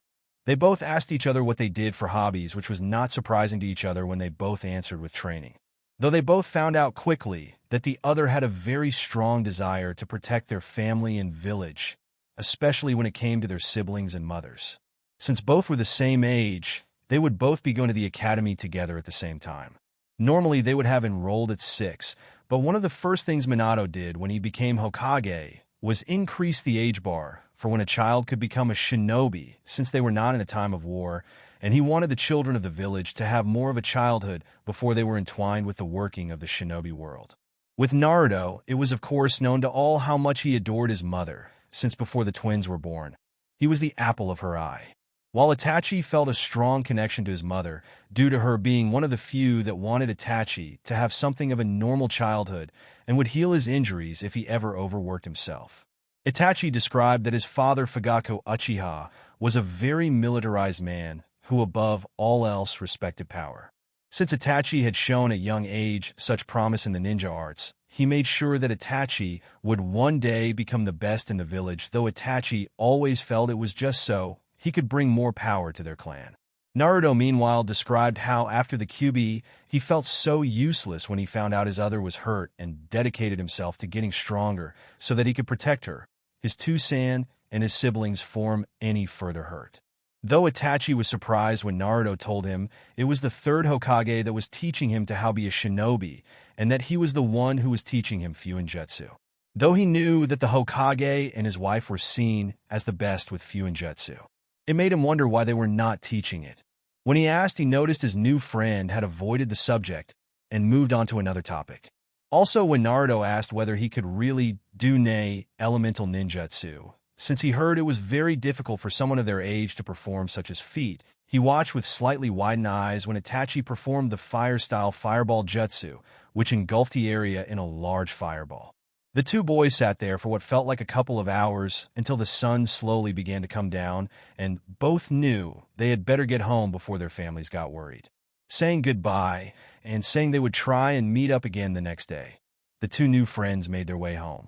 At that time, no one would realize that at that moment, two of Konoha's future greatest legends had just met for the first time. Uchiha clan compound. Itachi walked into the clan compound and slipped his sandals off before making his way into the kitchen. Arrive inside, he saw his mother sitting around the table with Sasuke, strapped into his high chair, while she tried to feed him his mushy peas, though he looked like he did not want any if the tiny glare on his face any indication. "No," he said, making Mikoto sigh, before smiling and looking towards her eldest. "Hello, Itachi. How was your day?" she asked as little Sasuke spotted his big brother and gurgled happily at him. "It was fine, Ka-san. I just practiced my shuriken jutsu today," he said as sat on the other side of the table as noticed Sasuke was trying to get his attention. "Hello, Sasuke. Are you being a good boy for Ka-san?" he asked softly as Mikoto watched the two interact. "Yeah, I good," Sasuke gurgled out, making Itachi smile a small smile, while Mikoto laughed at her youngest son. "Now why do I get the nose while your big brother gets the smile?" she asked Sasuke, who just swung his arms around in response. "Come on, Sasuke, be good for Kasan, otherwise you will have to eat the mushy apricots," he said, and internally smirked as the 2-year-old boy had a look of disgust appear on his face, indicating he did not want the apricots. Mikoto tried again and moved the spoon towards Sasuke's mouth, and unlike this time, he took a big bite out of the food and chewed on it with a yummy expression on her face. As she fed her youngest, Itachi looked around, saw that once again his father Fugaku was nowhere around. "Where is Tusen Ka-san?" he asked, wondering where his father was. Mikoto sighed. "Your Tusen is at the Uchiha Police Force Station along with Yashiro. Apparently, they will be pulling an all-nighter again," she said as she did wish that her husband would spend more time at home. But then again, when he is home, all he does is focus on Itachi. She thought a little bitterly, since Fugaku was becoming a little obsessed with bringing in more power for the clan, which unfortunately focused on Itachi. "I see," Itachi muttered as he watched his little brother happily munch away on his foot and watching his mother laugh at the funny faces Sasuke was making. "I made a friend today," he said as he stared outside the window, not seeing his mother turn her head to look at him in surprise. "Really?" she asked, not wanting to hide her joy since Itachi did not have any friends outside of the clan. "May I ask who?" "Naruto Uzumaki Namikaze," he said, and watched in slight amusement at the delighted look that quickly appeared on his mother's face as she clapped her hands together. "Mama," Sasuke said, watching at his mother become suddenly very happy that made him turn his head in confusion. "Oh, that is wonderful, Itachi-kun. I was wondering when the two of you would become friends. Oh, you will become just like me and Kushina. I just know it. I think I would like that, Ka-san," he said as Mikoto smiled at her eldest. "I'm going to go to my room. I feel a little tired." "Okay. I will see you later, Itachi-kun," she said, kissing her son's forehead, truly happy that he made a friend. Though Itachi was used to his mother giving him affection, he rarely showed that it had any effect on him. Though for this time, the young Uchiha let a small smile appear on his face. Just as he left the room, and without his mother looking, he put his hand in one of the drawers by the door and pulled out a few blank slips of small paper. As Itachi walked down the empty corridors of his clan compound, he stopped for a moment at a mirror that was hanging on the walls. When he did, he closed his eyes for a moment before opening them again. However, this time, instead of his onyx-colored eyes looking back at him, it was instead a pair of red eyes with two tomo in each eye. "With Naruto, is anyone home?" Naruto called out, waiting to get an answer as he stepped into his home. In the kitchen, Naruchan, he heard his mother's voice call. He walked in and saw his mother by the stove with the twins both in their high chairs looking up at the ceiling. Though when they saw him, both giggled a little and waved their arms at him. He waved back at them. "Where is Tusan?" "Your Tusan will be home in a few minutes. Just some last-minute work he had to finish. Go up and get washed for dinner," she said, not taking her eyes away from the stove. "Yeah, okay, Kachan," Naruto answered as he walked away and went upstairs. He looked back to see his mother had now moved from the stove and was now playing with the twins. It made Naruto feel a pang of sadness in his chest, but he shook out of it. As he walked home, he had wondered about elemental ninjutsu. He knew he was not ready for such a big step yet, but seeing his new friend Itachi use the fireball jutsu earlier that day, it made him want to try as well, and it sparked something inside of him. He was amazed at how far Itachi was in his studies and had mentally decided he needed to catch up. He decided he would have to up his training with Shizen and Sarutobi the next time he saw them, which was in 2 days' time. Deciding to wash up in a moment, he quietly made his way to his father's office and delicately turned the handle. Walking into his father's office, he looked over to the giant bookshelf. The bookshelf was a giant store of various jutsus his parents had mastered as well as documented. His main attention, though, was on elemental ninjutsu. He remembered his father had told him once that he had a wind element, which was rare in Konoha, while his mother had water element. Looking at the shelves, his eyes stopped at one that Red Sea ranked water ninjutsu. He took it and opened it and stopped at the first page. On each page was a name of a jutsu, while a small containment seal lay beneath it. He looked through the first few pages before one stuck out for him. Water style, water bullet technique. He read aloud and figured that would be perfect. Thanks to his studying Fuinjutsu and completing level 1 already, he pressed his hand against the seal, and in small puff of smoke a small scroll lay on top of the page. He quickly put the book back where it was and hid the scroll under his shirt before quickly leaving the office and heading to his own room. He doubted his parents would know since they did not check the books over often, and he would put the scroll back soon. He would quickly copy the contents of the scroll onto a blank scroll he had in his room, and then put the original back where it belonged. Next day, Naruto followed along the path towards the open space in the forest that he had met Itachi at with his shinobi pouch strapped once again to the side of his pants, while on his left was 2 scrolls. One contained his little seal-making kit that he practiced with almost every day. The other one had the copied contents of the water jutsu scroll that he took from his parents' water scroll. He put the original back into the storing book and put it back where it belonged when his father had left for work while his mother was feeling the twins. He knew he might be in trouble if his parents ever found out, but he figured what they did not know did not hurt him. Plus, it is not like Tusan or Ka-chan really spend time with me anymore, he thought to himself. Though he did not hate his little brother and sister, and did in fact love them both dearly, he couldn't help but feel a little jealous towards them. Since they were born just over 2 years ago, his parents' focus was mainly on them. He wished Kushina and Minato just made some time for him, no matter how little that might be. Shaking his head of the negative thoughts and following the path he took the other day, he felt Itachi's energy signature, just like yesterday, and he knew the Uchiha was close by. Walking into the small area, he saw Itachi standing in the center of the opening with his back to Naruto. As Naruto walked towards him, Itachi picked up on his footsteps and turned around. When he spotted Naruto, he nodded at him. "Morning, Itachi," Naruto greeted happily as Itachi nodded back towards him. "So, what were you going to work on today?" Naruto asked while Itachi was about to speak before he saw the scroll strapped to Naruto's side. "What are the scrolls for?" Itachi asked with his eyes gazing towards the 2 scrolls in curiosity. "Oh well," Naruto said as he began scratching the back of his head in slight nerves. "This one contains my Fuinjutsu equipment since I was thinking of getting some practice in," he said as Itachi nodded his head. One of the things Naruto had told him about was that he wanted to surpass his parents in Fuinjutsu, so he knew how much Naruto would have to practice to do such a thing. "And this other may be a water jutsu that I may have taken from my dad's office," he said, biting his lip as Itachi looked at his friend with a slightly amused look. "So you stole it?" he asked with an eyebrow raised on his face. For a 7-year-old, he could be oddly serious. "Not stole, borrowed.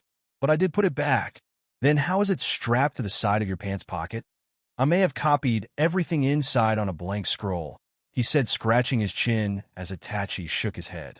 He had a feeling hanging out with Naruto was going to lead to some interesting situations in the future. Shaking his head, Itachi reached into his pouch pocket and pulled out 2 pieces of paper and handed one over to Naruto, who took it and looked at it oddly. And what is this for? Naruto asked, looking it over.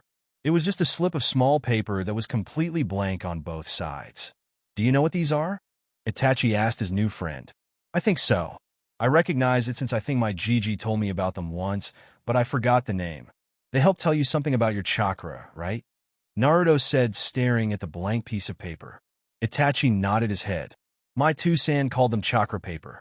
They help us find out what our element affinity is. Element affinity? So it tells us which of the element jutsus we can do and can be best at, right? He said as Itachi nodded. That is how I understand it too, he said. I thought you might want to find out your element or elements since you showed interest in them the other day. Defiantly. It's the main reason I took this water jutsu, since I wanted to be able to do it too. Though how does the paper tell us? He asked as Itachi explained. My two-san said that it differs from each element. He said that if it burns it is fire, water then it gets soggy, earth it crumbles away, wind it splits into 2 pieces, and then lightning if it crinkles. Cool. So do you know what yours are? Naruto asked, since finding out what element he was definitely something he wanted to do. He had asked his Gigi some time back which is where, and found his Gigi was fire, and also found out that Minato was wind while his mother was water. It explained why they had so many wind and water jutsu stored away. Itachi nodded, and Naruto watched as a faint blue glow appeared around the paper as the young Uchiha poured some of his chakra into it. Naruto watched in fascination towards the slip of paper, and then watched as Naruto got his answer. On one half the slip of paper set alight, while on the other half water. Goddamn thought. It was only a little before it completely set alight. Before Naruto counsel answer, Itachi did instead. My main element is fire, which is not surprising since my clan is known for our strong affinity to fire. However, I was surprised when I discovered I had a minor affinity for water, which is extremely rare for my clan. So, is that why you could do the fire jutsu so easily? In a way. The fireball jutsu is a rite of passage for all Uchiha members, meaning everyone in my family had to learn it by the time they were my age, Itachi explained while Naruto nodded. He had to admit that Itachi's clan sounded pretty cool. He also wondered if his family had some kind of rite of passage they had to go through, or any of the others' clans in Konoha. So cool. Man, I am so pumped I have to find out what mine is now, Naruto said, grinning eagerly at the piece of paper in his hand. He closed his eyes and gripped the slip of paper tightly in his paper. He powdered his chakra into the paper, making it glow a faint blue. Itachi stood just in front of it waiting to see what the end result was going to be. When Naruto opened his eyes, the two got their answer. Though it was an answer neither had been quite prepared for. The paper had split right down the middle, shaving the two equally in half. On the left side the paper completed crumbled away, while on the other slip of paper, it became all soggy and wet. Whoa! Both Naruto and Itachi said at the same time as they observed the small spectacle in front of them. Amazing, Itachi said, not fully believing what he just witnessed. And what exactly does that mean? Naruto thought as he looked at the slips of paper in his hand. Does this mean I have 3 elements? He said to himself aloud, not entirely sure he believed him with what just happened. It appears that is what just happened, Itachi said, finally wrapping his head around it.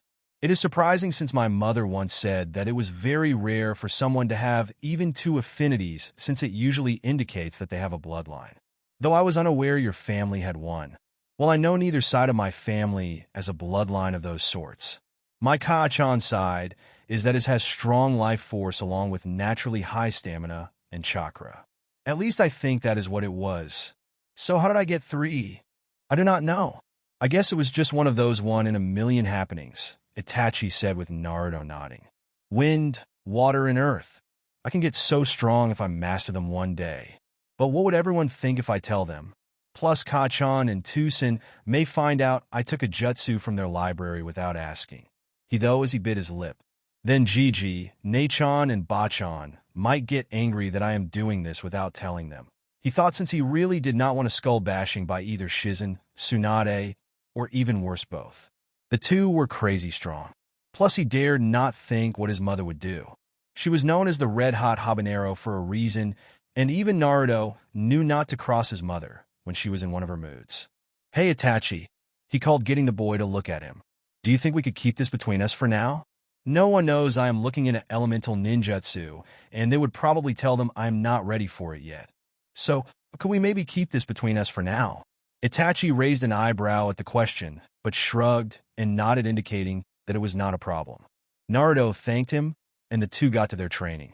While Itachi went back to practicing his shuriken jutsu, Naruto began looking over the water scroll with a new burst of life and energy. Now that he knew he had water element, it made him want to tackle this jutsu and get it down even more so than before. Minato stood on the small platform as he overlooked the academy ground, as well as the new academy students stood in front of them all with looks of concentration on their faces. At the back, the parents stood as they watched this proud moment that a lot of them had been waiting a long time to see. Today, you make your first steps into becoming a shinobi and your first step to becoming a protector of the Leaf Village. You all start your journey on the road to becoming ninja to protect Konoha and all of the Land of Fire. But what does it mean to protect? Why should you protect this village and country? That is a question you will eventually have to answer yourself. However, being a ninja is a serious job, so not do so lightly. Your comrades and this village depend on you. So do your loved ones. One only becomes strong when they have something that they are willing to protect to the death. Step forward today and makes us all proud. The new academy students clapped loudly, as did the parents, as the fourth Hokage gave them all a wave of embarrassment from all the cheering they were giving him before suddenly he disappeared in a yellow flash. As he disappeared, a similar head of blonde hair, looking down at the ground, and just gave a tiny sigh as he watched his father disappear. "You okay, Naruto?" His friend Itachi, who was standing beside him, asked, as he had seen him sigh when his father had flashed away. Naruto just nodded. "Yeah, I am fine. I was hoping he would stay to wish me good luck, but I guess that was just wishful thinking." As the instructors began to call out names, signaling for what person would be in whose class, Naruto stared behind him to see a lot of the parents conversing with each other and happily talking with one another. His Nachon and his Gigi were there and gave him a small wave when they saw him look in their direction. Naruto gave them a half smile and waved back. He looked over a little ways to the right of them and saw Itachi's parents standing there. Fugaka had his usual emotionless face on, just staring at the sky, while Makoto was next to him with Sasuke gripped onto the hem of her dress, while in her arms she held a small bundle that was wrapped in light pink blankets. Makoto was carrying her daughter Ria Uchiha, who was born 3 months ago, and had taken the Uchiha clan by surprise, especially Itachi, who never thought he would get another sibling other than Sasuke. Though when she was born, Naruto had never seen his best friend smile as big as he had when he had told her about little Ria. As he scanned the mass of parents, he had noted that a certain red head was not at the ceremony, which was one of the reasons he felt so down right now. His mother had decided it was best not to go to his genin induction. Though this time it was not the twins or work duties that kept her away this time. Just like Makoto, Kushina had been given the biggest surprise when she discovered she too was expecting another child. It made her extremely happy, especially when she and Minato discovered they were expecting another girl. While Naruto was genuinely happy that he would get another younger sibling, it also meant that he would be saying goodbye once again to any quality time with his parents. 9 months later, little Mina Uzumaki had been born, this time in the Leaf Hospital and with no crazy giant foxes trying to destroy the village. One look at her, and everyone knew she would grow up to be the carbon copy of Kushina. Little tufts of red hair lay on top of her head with the same skin tone, and even the same violet eyes that Kushina and Naruto had. Though he was weary of the fact at first, when he held his youngest and newest sister in his arms for the first time, just like Itachi had with Ria, Naruto quickly loved his baby sister and silent promised her that he would protect her and would get strong to protect her and the rest of their family. His and Itachi's drive to train and get stronger hit a new intensity when their baby sisters were born. Naruto Uzumaki Namikaze. Naruto heard as the noise went silent, and all watched as Naruto walked over to the man who just called him. He was a man in his early 30s with brown and hair and eyes, wearing the standard Chunin uniform. Namake-sama, I will be your instructor for the next 4 years. I am Itamo Oba. It is nice to meet you, Oba-sensei. Please look after me, Naruto said, bowing a little and in a polite tone. Naruto got in line with some of the other kids that were in his class. He smiled when Itachi was called by their sensei, which meant they would be in the same class together. He was happy to have one friend with him. After about 20 minutes, the parents all said their goodbyes, as well as Shizen and Hiruzen, who gave Naruto a good luck and goodbye before they left. Walking through the academy, they arrived in their classroom and quickly took their seats. Naruto and Itachi sat in one of the middle rows. They were joined in the middle row by a purple-haired girl who gave them both a shy hello, which they happily reciprocated. As they sat in their seats and listened as their new sensei explained the life of a shinobi and elaborated on the speech Minato had given them earlier, Naruto took a look around the room to see if there was anyone he recognized.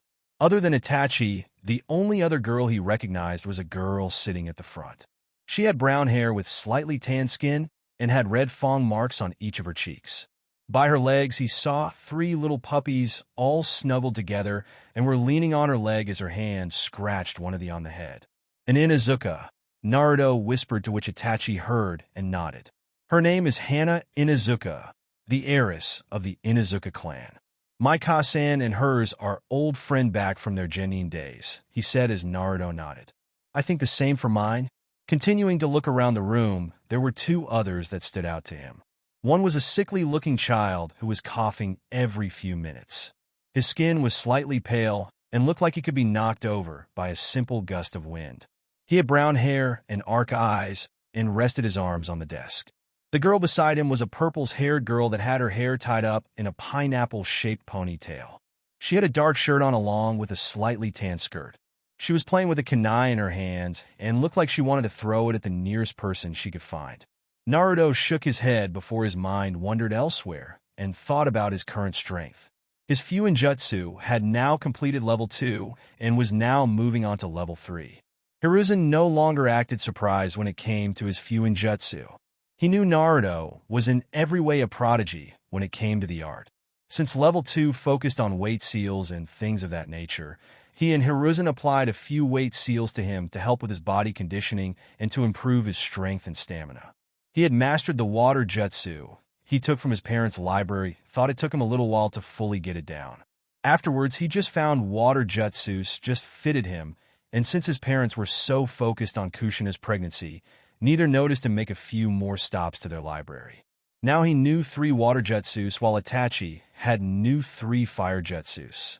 His training with Shizen continued, and was surprised when Tsunade got involved and decided that since Hiruzen was teaching him Fuinjutsu and Shizen his chakra control, she would teach him taijutsu since it was one of her specialties. She had tried to show him the slug-style taijutsu, but she quickly found it just did not fit his style at all. So instead she began showing him the Senju style. Even though she did not use it often herself, she was trained in it since it was her clan's taijutsu style. While it was not perfect for him, he made it work, plus Tsunade had been adjusting small parts of the style to help fit him. She even had Might Guy, Konoha's resident taijutsu expert, come and take a look at the style for Naruto. Guy had cried out how wonderful it was that Naruto was training to become a great shinobi and cried out about some youth for whoever knows why. Guy even showed him some of the Goken style. When Naruto showed an aptitude for that style as well, Guy and Tsunade decided to entwine the 2 styles together and create something completely new. They didn't have a name for it yet, but Naruto knew it had to be something awesome. And when it came to taijutsu, Naruto was learning quickly as well, once again showing that being a prodigy and being hardworking was already paying off for him. Naruto, pay attention, Itachi said, elbowing him in the side, jogging Naruto back to attention. Right, sorry, Naruto whispered back as Itachi shook his head at his friend's habit of letting his mind wander. Naruto paid close attention to his sensei, and what he was discussing to the class thought he had noticed that some of it Shizen had already covered in his studies with her. I don't think the academy is all it is cracked up to be, he thought to himself as he shook his head and tried to drown out his sensei's voice. The purple-haired girl next to Naruto saw his lazy form and the look on his face, and covered her mouth to stop from giggling. "Young lady, is there something you wish to say to the class?" their sensei said, who looked like he did not enjoy being interrupted, while all student eyes fell onto the purple-haired girl. The girl blushed a little and twiddled her index fingers together. No, sir. Sorry, sensei. What is your name?" he asked, looking towards her. The girl stuttered a little. "Yugao Yuzuki." "Well then, Miss Yuzuki, please try and keep any comments of noises to yourself," he said before he continued with his teachings. Nodding, she fell quiet as the rest of the class fell back to listening to their sensei. Everyone except Naruto, who had turned his attention to Yugao. "What were you laughing at?" he asked, since he had heard her giggle from beside him. "I was laughing at you. You had a funny look on your face and made me laugh," she said as Naruto's eyes shot up in surprise before internally he grinned. "You mean expressions like this?" he asked before he began pulling multiple different faces at Yugao, who was turning red and had to cover her mouth with her hands. Their sensei never saw any of this as Naruto pulled funny faces at Yugao, who looked ready to burst out laughing. Next to him, Itachi rolled his eyes, though half a smile on his face, as he watched his friend act that way. Though Naruto was a lot like him and was quiet and serious most of the time, he had moments where a more fun, loving personality took hold of him. It was a lot like his mother's in that way. Naruto had inherited more than just his eyes from his mother. From the front row, Hana Inuzuka saw what he was doing and laughed into her hand, as well, thinking that what he was doing was very funny. While at the back row, the other purple-haired girl and the sickly boy laughed as well, though the sickly boy needed to cough every few minutes, which gained much attention from their sensei. End of the day. At the end of their first academy day, most of the children went home to their parents, so they could tell them all about the great first day and what they had learned. Everyone except for a group of 6 children, that is, Naruto and Itachi, were once again training with each other in the same opening in the forest as before. The others 4 had followed them after school to see what they were doing. The 4 were none other than Hana Inuzuka, Yugao Yuzuki, Anko Mitarashi, and Hei Geku. The 4 had become quick friends, but when they had tried to befriend Naruto and Itachi, the 2 boys kept eluding them and separated themselves from everyone else. They almost spoke with them during lunch, but the academy school bell rung, and when they looked back, the 2 boys had already disappeared. "Haikun, stop coughing, or they will know we are here," Yugao said to the ill boy, who nodded. "My apologies, Yuga-san. The pollen from the plants is making it difficult to breathe," he said as he tried to get his coughing under control. "Shoo, stop talking, you two, or our cover will be blow," Hana whispered a little harshly, while Anko grinned as she watched them. "I wonder how strong they are. I bet they would be a good fight," she said, licking her lips a little before zoning in on scene in front of them. "Wait, where did the Uchiha go?"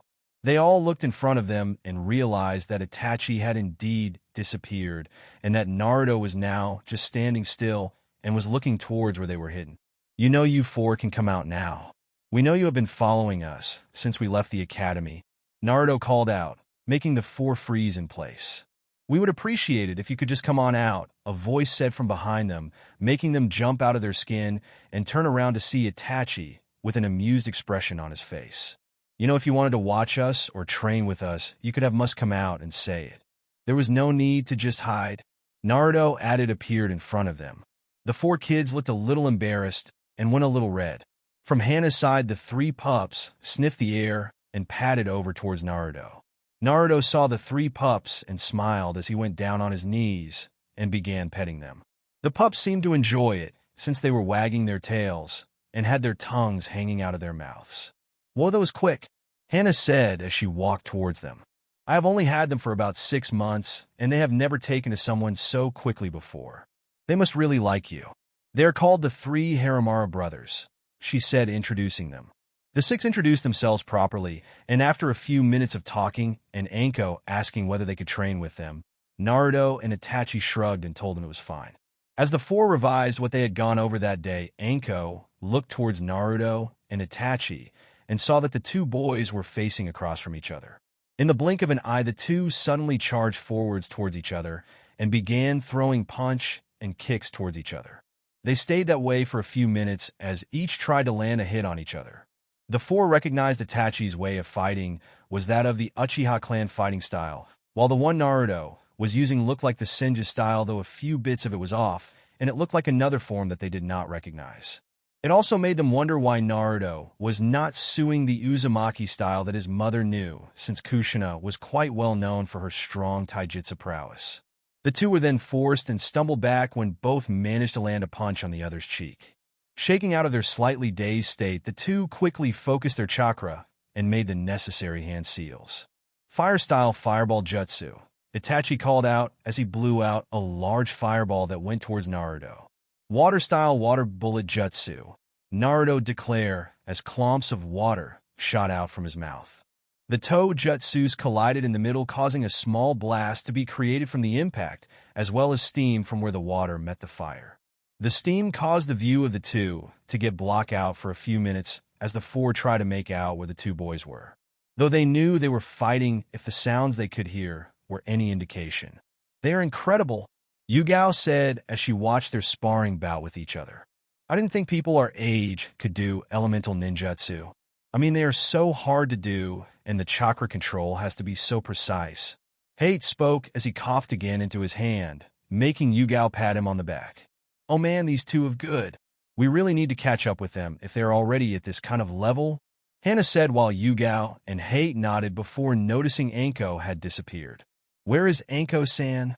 Hate asked, looking around. "Striking shadow snakes," a voice called from within the steam cloud. When it did, Naruto appeared jumping out of the cloud from one side, while Itachi jumped out the other, both looking a little surprised from the interruption. The steam mist disappeared, and they were all surprised to see Anko in the middle, with what looked like fairly large green snakes coming out from her sleeves, both impacting the ground where Naruto and Itachi were formerly standing. "Snakes?" they all thought, while Naruto and Itachi narrowed their eyes as the snakes and the purple-haired girl. They were wary of her suddenly because of that snake jutsu she used. There was only one person that both were aware of that had connections to snakes and who could use snake-like jutsus, and that man was no longer part of the Leaf, and was one of the worst traitors that the world had ever seen. Itachi's parents had told him, while Hiruzen and Tsunade had told Naruto of this man. So it left the question to the two boys that was now on both of their minds. How can she do snake techniques?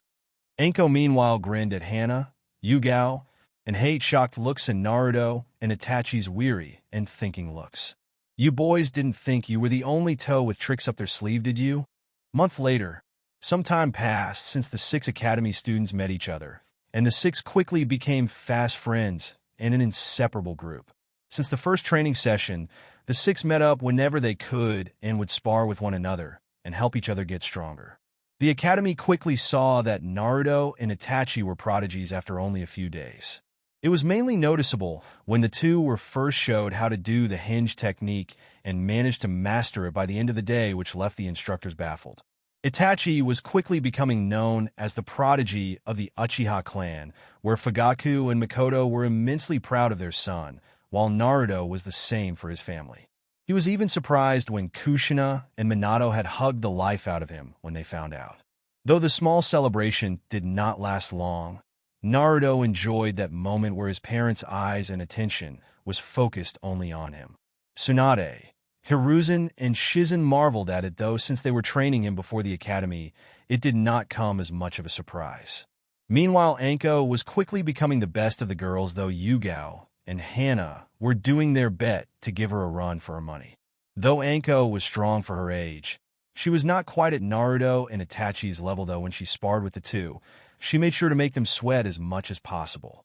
"So, Gigi, are you sure you don't mind taking me?"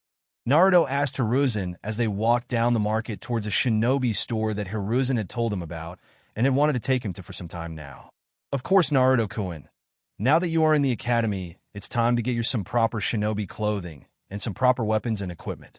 Even though it's the person that makes the shinobi, it is essential that you have the correct equipment with you and that you are wearing appropriate clothing." Hiruzen glanced down at his surrogate grandson. "So an orange jumpsuit would finally be out then?" Naruto said, pointing towards an orange get-up in the window of one of the stores. "Unless you want to be a walking target, then yes, Naruto, it is definitely out," Hiruzen said, shaking at the mere thought of someone wearing clothing that color. Somewhere in Konoha, a Jonin wearing tight green spandexes with orange leg warmers sneezed. "But I didn't bring enough money, Gigi," Naruto said as he began checking his pockets. I'm not sure I can afford it. Kachan and Tusan forgot to give me my pocket money this week. Do not worry about money, Naruto-kun. I will buy you everything you need, he said, patting the boy on the shoulder. Naruto wanted to argue, but he knew his Gigi would only tell him that a grandfather was allowed to spoil his grandson whenever he wanted. Plus, his Gigi was a former Kage, so if there was anyone who knew the right equipment to wear and the correct clothing, then it was him. He was the man who fought in the First Shinobi War, was picked by Tobamara Senju to become his successor and lead the Leaf to victory in the Second and Third Shinobi Wars. Okay, Gigi, Naruto answered, getting a smile from Sarutobi in return. He was happy that Hiruzen still spent time with him and trained him even when he actually had a real grandson now. Konohamaru Sarutobi was born a month before little Mina was born by Hikaru Sarutobi, his eldest child and only daughter. And they named him after the village since they knew he was going to be a great shinobi one day. After walking for another 10 minutes, they eventually stopped at a moderate-sized store on the edge of the shinobi district of the market. I've been coming to this store since I was a young man, Naruto-kun. There is no place better in my mind to get your shinobi supplies than this store, he said as he led the Naruto inside. As soon as they walked in, Naruto saw locking seals on the door hinges. To stop burglars, he mused to himself. Tyranno? Sarutobi called out, just as a man in his mid-30s appeared from behind the counter with brown hair and wearing civilian clothing. Hiruzen, it's good to see you. What can I help you with? He asked as he noticed Naruto beside him.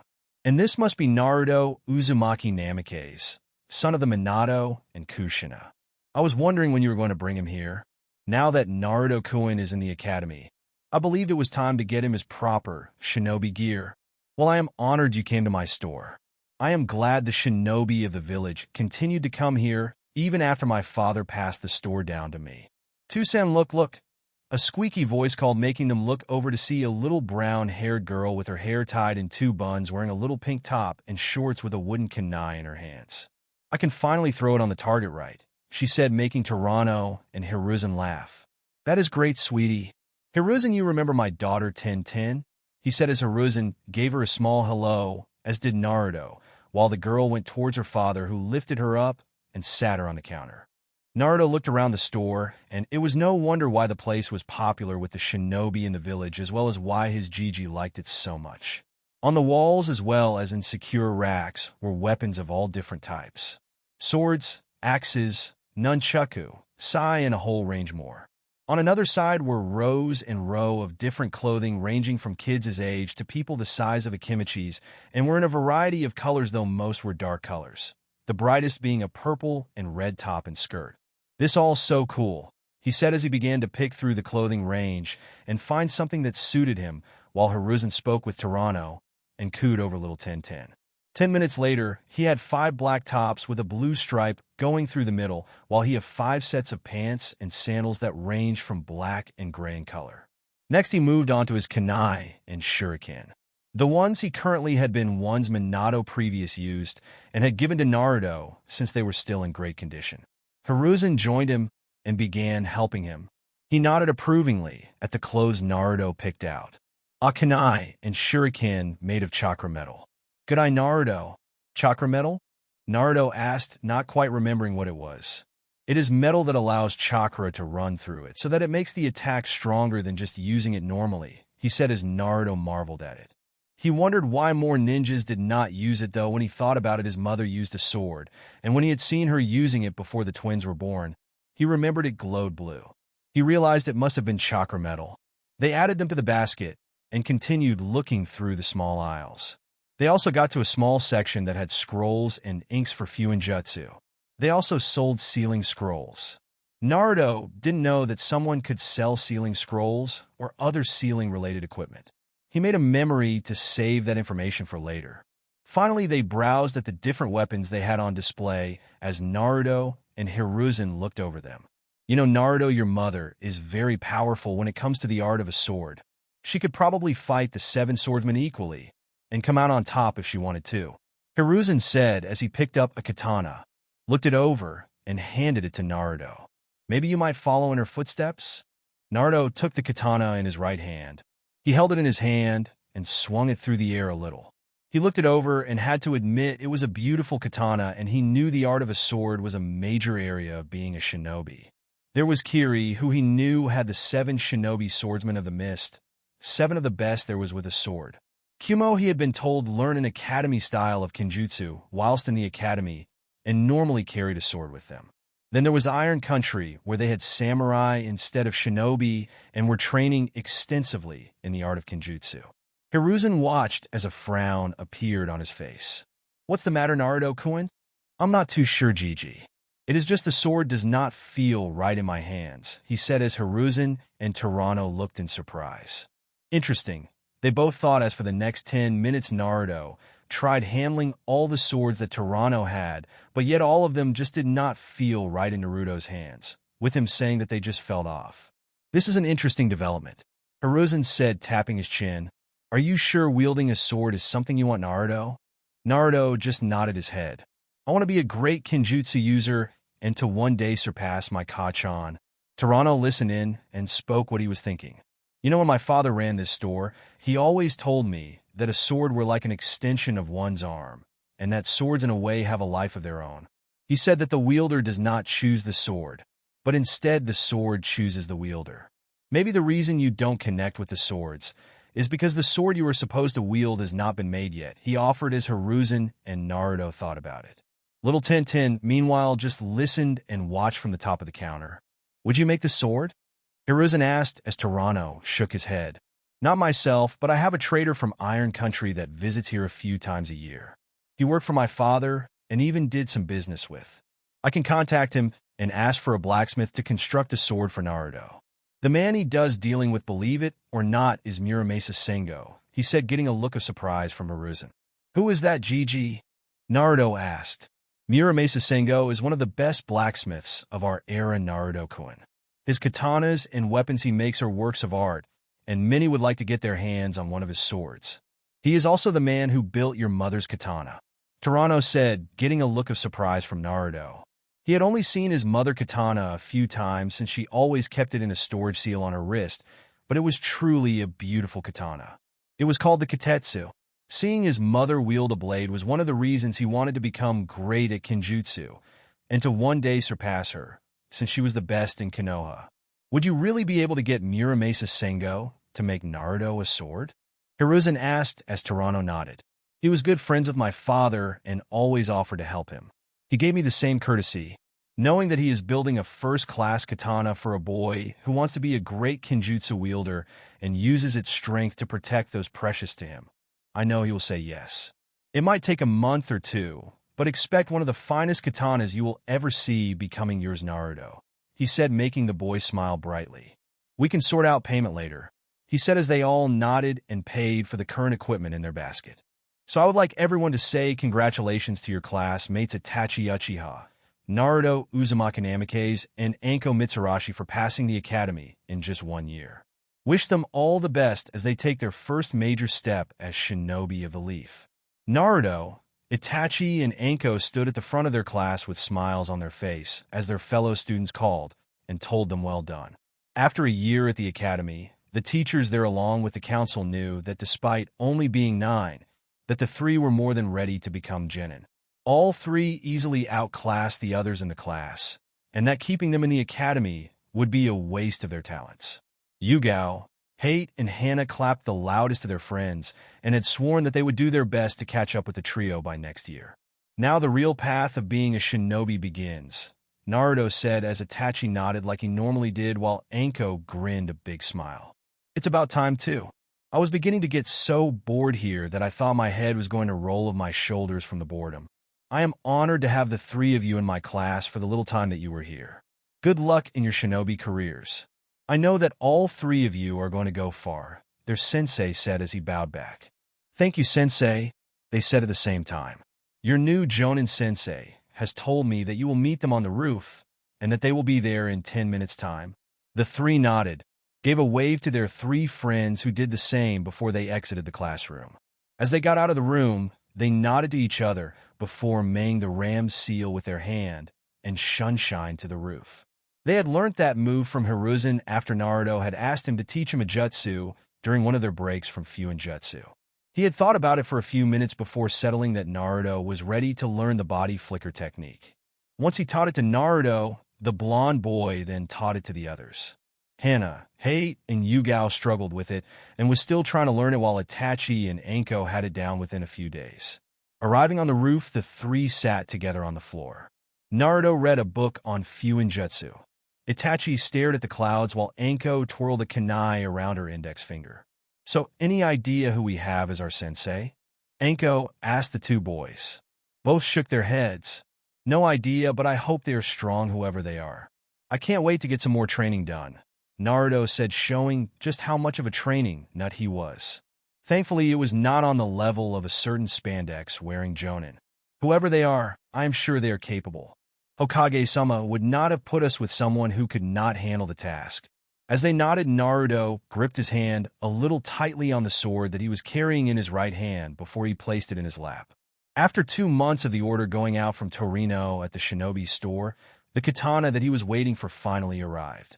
And when he first saw it, he could not help but admire how beautiful and different it was.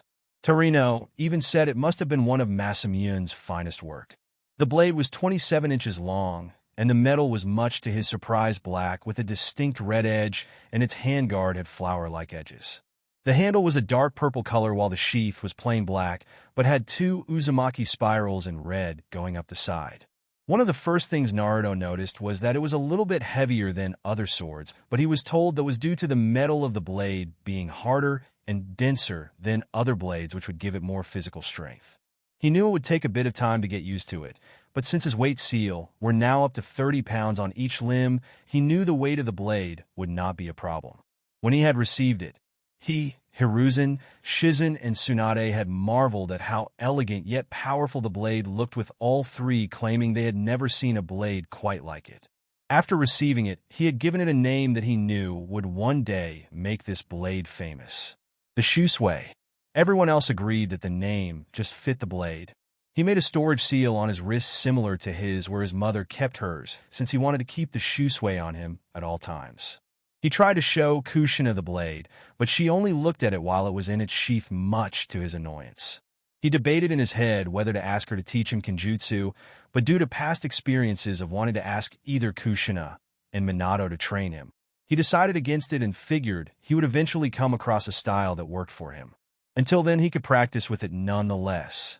When it was not sealed up, it was strung to his side. He didn't want to strap it since it just felt right staying in his hands. If I ever meet Muramasa, then I must give him my eternal thanks for this, he thought. As he thought about his sword, an energy signature he recognized appeared to be heading towards them at a great speed. Itachi and Anko saw him tense up a little and were now on alert since they recognized when Naruto could sense someone. While they readied to defend themselves, they saw Naruto quickly relax, indicating whoever it was they were not hostile towards them. Just as they three settled, a swirl of leaves appeared in front of them. When the leaves all disappeared, they all looked in surprise, especially Itachi when the person standing in front of them was none other than a Jonin uniform-clad Mikoto, holding little Ria in her arms, who was giggling madly. "Mikoto Obasan? Kasan? What are you doing here?" Itachi asked, since he was surprised to see his mother wearing her Jonin uniform. He could not remember the last time he'd seen her in her old shinobi uniform, which looked like most of the other uniforms, except she had only one sleeve, leaving the other arm bare, and wrapped around her left thigh was a gray sash with the kanji for fire on it, while on her back was a strapped tanto. "Well, is that not obvious, Itachi-kun? You are waiting for your Jonin sensei, and here I am," she said, getting 3 gobsmacked looks before Naruto fist pumped the air. "Awesome. Mikoto Obasan is our sensei." He cheered as little Ria looked a little confused but cheered as well. Anko looked happy since she knew that Mikoto Uchiha, aka Konoha no Hai Misudorisu, Fire Mistress of Konoha, was one of the best kunoichis in the village. She was up there with Tsunade and Kushina. "Are you sure, Kaa-san? But what about Sasuke and Ria? And does Tusen know about this?" "Do not worry, Itachi-kun. Sasuke will stay with one of our sitters while Ria will be with me during our D-rank missions. Then when we eventually get to higher missions, I will arrange for some of the other clan members to watch over them while I am with you all. And do not worry about your father. Even if he does not like it, I am a shinobi of this village, and I felt it was time to get back into this life. Plus, I have always wanted to take a genin team, and who better than the team my son is in, she said, kissing his forehead, making him blush a little while Ria sat in her big brother's lap. Well, now that I am here, we can introduce ourselves to one another, since it is a must-do for a new team, she said as she sat in front of her new team. Say your name, your likes, dislikes, hobbies, and dreams for the future. I will start. My name is Makoto Uchiha. I like my family, fire jutsus, my friends, and the village.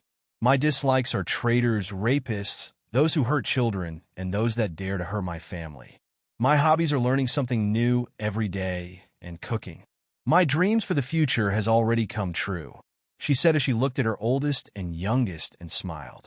Anko, why don't you start? My name is Anko Mitsurashi. I like my few friends, Dango, fighting and blood, she said, making them sweat drop a little at the last part. My dislikes are perverts, men who think women can't be as strong as them, arrogance and more. My hobbies are making people who I don't like miserable. My dreams for the future, to kill a certain white snake, she said as she got serious at the last part. Her two teammates looked at her curiosity, since she had never mentioned that last part before, whilst Makoto narrowed her eyes.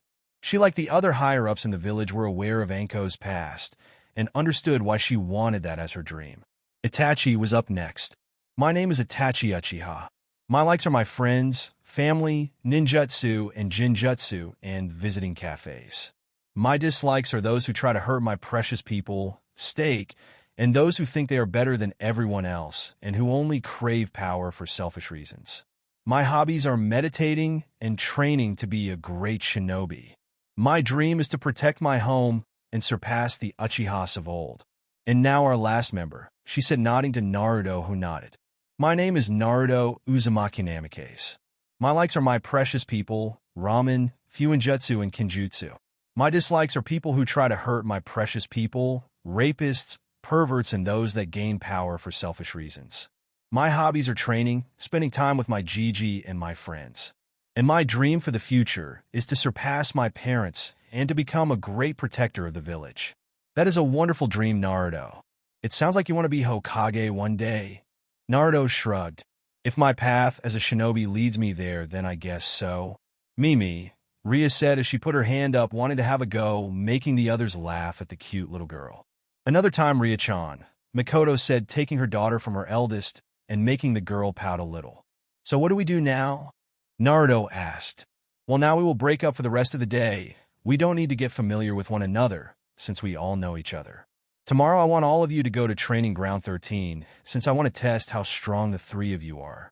I have an idea on Itachi and a little on Naruto, but none on you, Anko. I want you all there at 9 a.m. Understood? Hi, Sensei. The three spoke, making Makoto smile. This is going to be an interesting experience. I can't wait to rub in Kushina's face, she thought, chuckling evilly in her mind. Since you are the only team who have currently graduated from the academy, the three of you are automatically made genin. I hereby announce us as Team 13, she declared, getting big smiles from Naruto and Anko and a small smile from Itachi. Nodding and smiling at them and saying goodbye, Makoto shined away with Ria in her arms, leaving the new genin team alone. In Hokage office, Minato sat behind his desk, putting a hand through his hair as he sat across from one of the few men in the elemental nations that could fight him one-on-one. On his right was Kakashi, and on his left was Jiraiya, whilst Kushina was sat next to him. Over on one of the sofas was Sarutobi with his pipe in his mouth, as remained passive, but on alert with their guests. The man in front of them was the fourth Raikage of Kumo, and the man who Minato had many battle with in the past. It was a big man with dark skin and whitish blonde hair that was slicked back with a goatee on his chin. He wore his Raikage cloak and hat, whilst around his wrists were golden weights, and around his waist was a large gold belt. Beside there were two men. One had white spiky hair that covered part of his left eye, and also wore a standard white Kumo flak jacket. On his back was a cleaver-like sword, and on his right arm was the symbol for black lightning. To his right was a Caucasian man, wearing the standard Kumo shinobi uniform, but had bandages wrapped around the top of his head, and his forehead protector covered his right eye. Welcome to the Leaf Village Raikage-sama. I am happy that you made it here safe and sound. Minato spoke as he snorted a little, but thanked him nonetheless. Yes, well, since we are here, we may as well get right down to it. No sense at postponing this, he said as Minato nodded while Kushina kept her guard up. Since the attempted kidnap on her life by Kyumo shinobis when she was younger, she had always been very weary around Kyumo shinobi. To be frank, she did not trust them one little bit. I agree. I see no reason why our two villages should have to be at each other's throats name more, and I am more than willing to put the past behind us if it mean the Leaf and the Cloud can finally see each other as allies other than enemies. I agree as well. As Reikage, the safety of my village is my top priority, and it will always come first. If it means keeping any ridiculous wars from breaking out again, then I will do it. Minato nodded to that as well. Though he and An never exactly saw eye to eye, he was glad that as the Kage of his village he understood that alliances would truly benefit one another. Kyumo had always been more militarized than Konoha, but then again Kyumo had always been a very tightly knit and army-like village, whereas Konoha was a bit more relaxed in that sense, but always kept their guard up. I am surprised that your brother B is not here. Normally the two of you are inseparable, Minato asked as he narrowed his eyes a little at the comment. B is a Jinchuriki, therefore, he knows that his place is to stay at the village and be a protector Kyumo. As a Jinchuriki, he is a tool to be used to keep Kyumo safe. The Leaf Ninja frowned at that, but knew that was mostly how other Jinchuriki were treated like. You know, I have always been curious to who the Jinchuriki of the Kyubi was. Since you know who Kyumo's Jinchurikis are, do you not think we should know who yours is? That made everyone tense while Kushina and Minato looked at the man dangerously. Something that made the white-haired man tense and prepare himself. Kakashi did the same. That information is classified, Reikage-sama. Minato spoke in a calm and even tone. Oh, so do you believe that my village does not deserve to know of your weapon while you know ours? Said with his voice getting a little louder. Kushina slammed her fist on the table. Jinchurikis are not tools that you can control simply because of what they contain. They are human beings who carry a great burden on their shoulders. I didn't look affected by the comment, but instead just raised an eyebrow at her outburst while Minato smoothed her by rubbing small circles on her hand. You are oddly protective towards them, which leads me to guess that your Jinchuriki is someone close to you. All the Leaf shinobi tensed again and were mentally preparing themselves for some kind of confrontation since Kushina's face contorted to a look that showed she was ready to kill. Well, if you won't tell us, then perhaps it was a mistake coming here, since you cannot be honest with us when we are being honest with you. Honest, Kushina said, snorting. Like how you tried to kidnap me when I was a girl, and yet tried to deny it. Yes, very honest. What my father did when he was Reikage does not fall to me. To be honest, I never really understood the big fuss about you, Uzumaki. All you were ever good at was Fuinjutsu and Kenjutsu. The rest you were just mediocre at.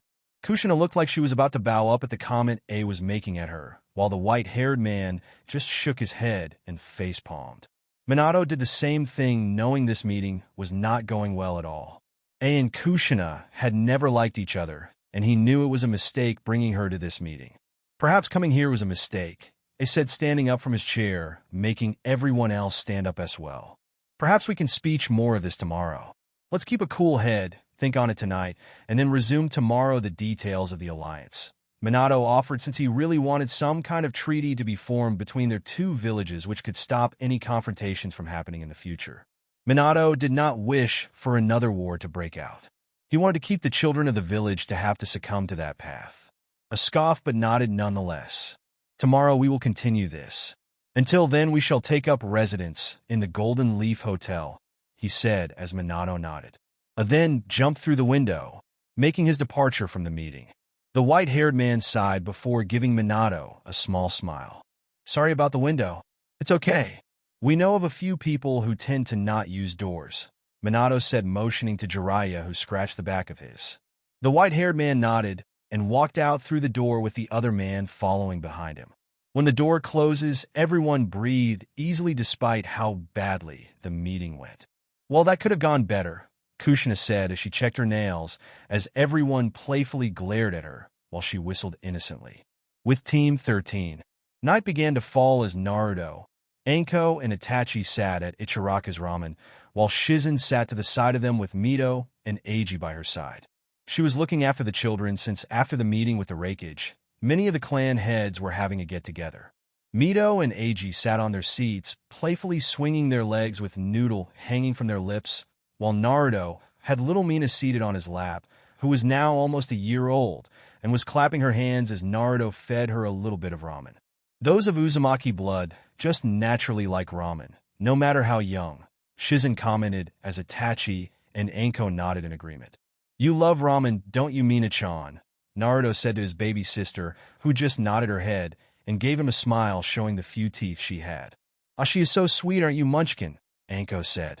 Despite being a very tough and tomboyish girl, even she had to admit that little Mina was adorable. Naruto smiled at the interaction between Mina and Anko, while Itachi smiled at the scene. Naruto then felt a pull on his sleeve, only to see Mito and Eiji looking at him with big eyes and holding their arms out. Naruto had a strange look on his face as he stared down at his two siblings. Despite loving them both, the whole thing with his parents and their attention was due to the twins, and in all honesty, he had been a little distant from Mito and Eiji, especially Mito since she was very clingy towards him and just wanted to follow him everywhere. Mina, despite nearly being one, was showing the same signs. The two little girls just loved being with their big brother. Eiji was the same, but not as clingy. Shizen saw his slight dilemma and picked up the two twins. No, I want Naru, Mito complained as Eiji nodded in agreement, but Shizen gave them a warm smile. No, sweeties, it's time to go home.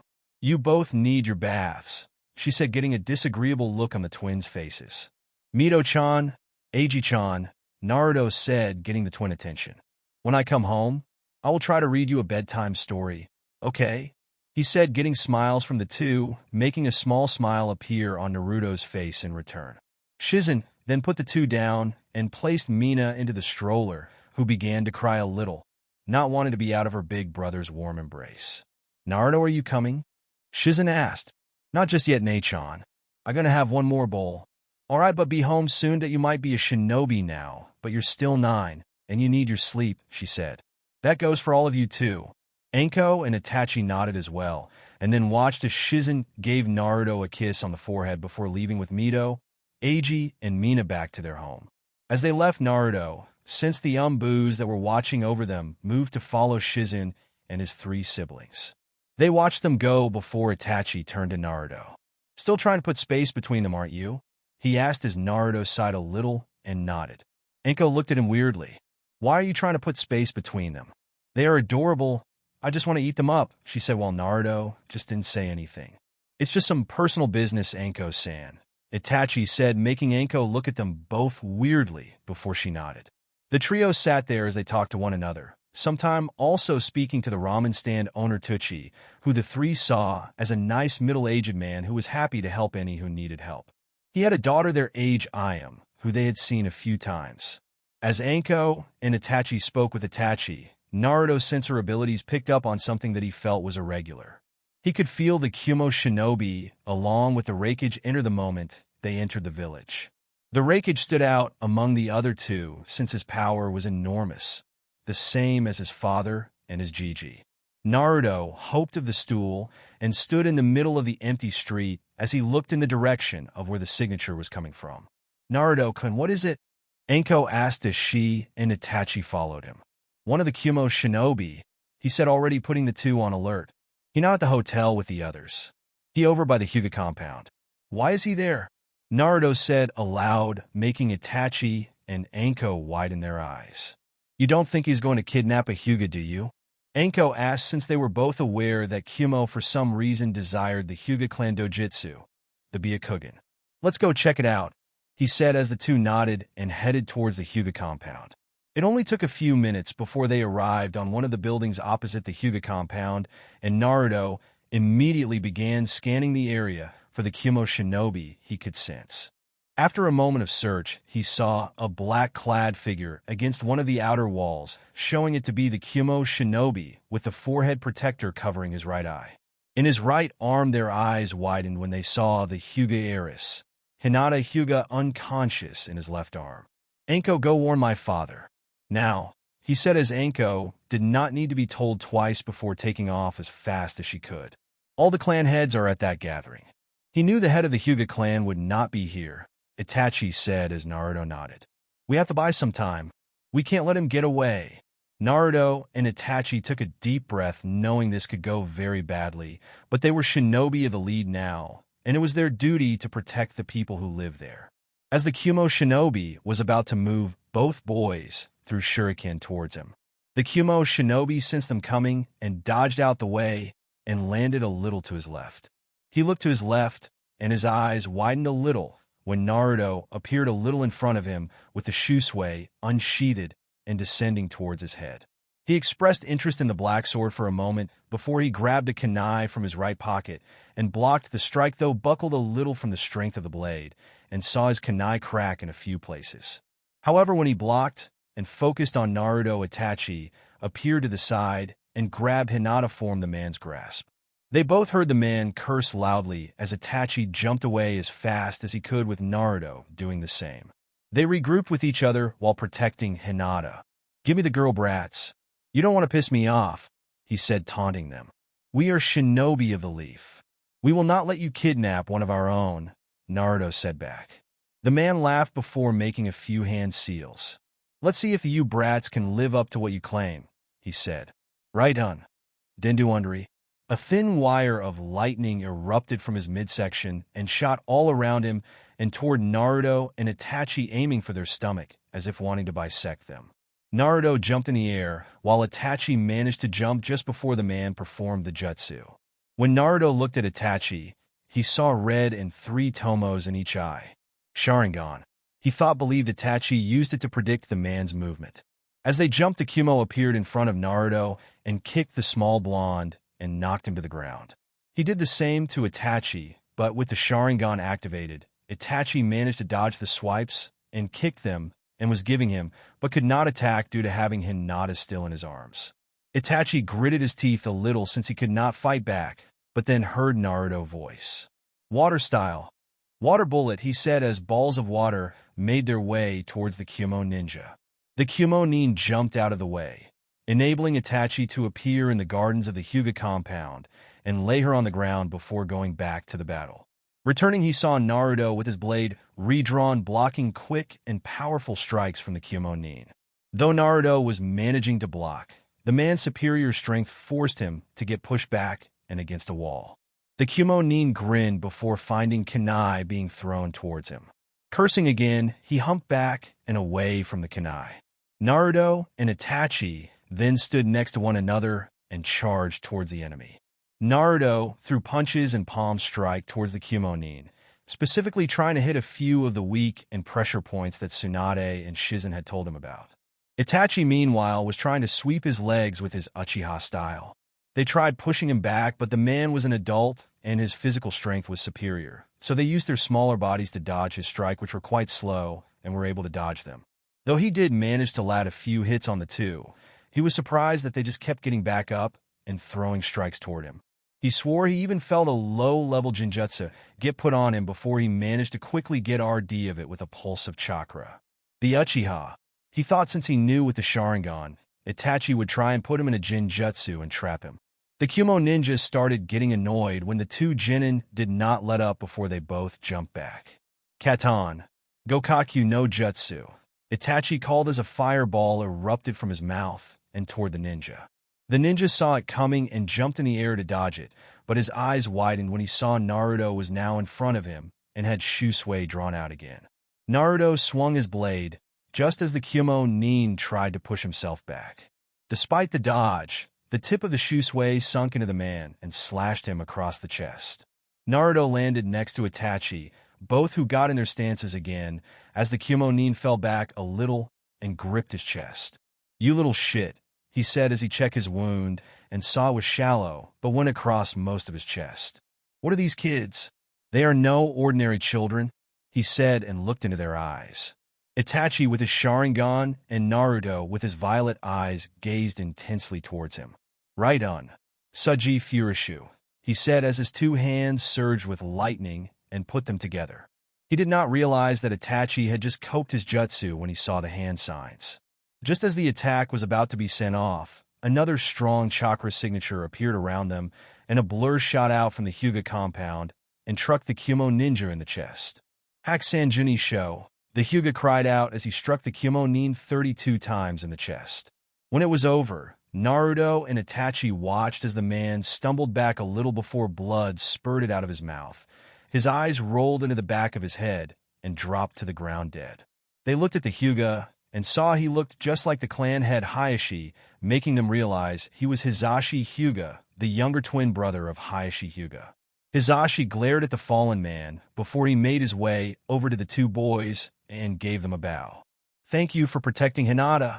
They were about to respond before Naruto felt a large mass of multiple chakras appeared.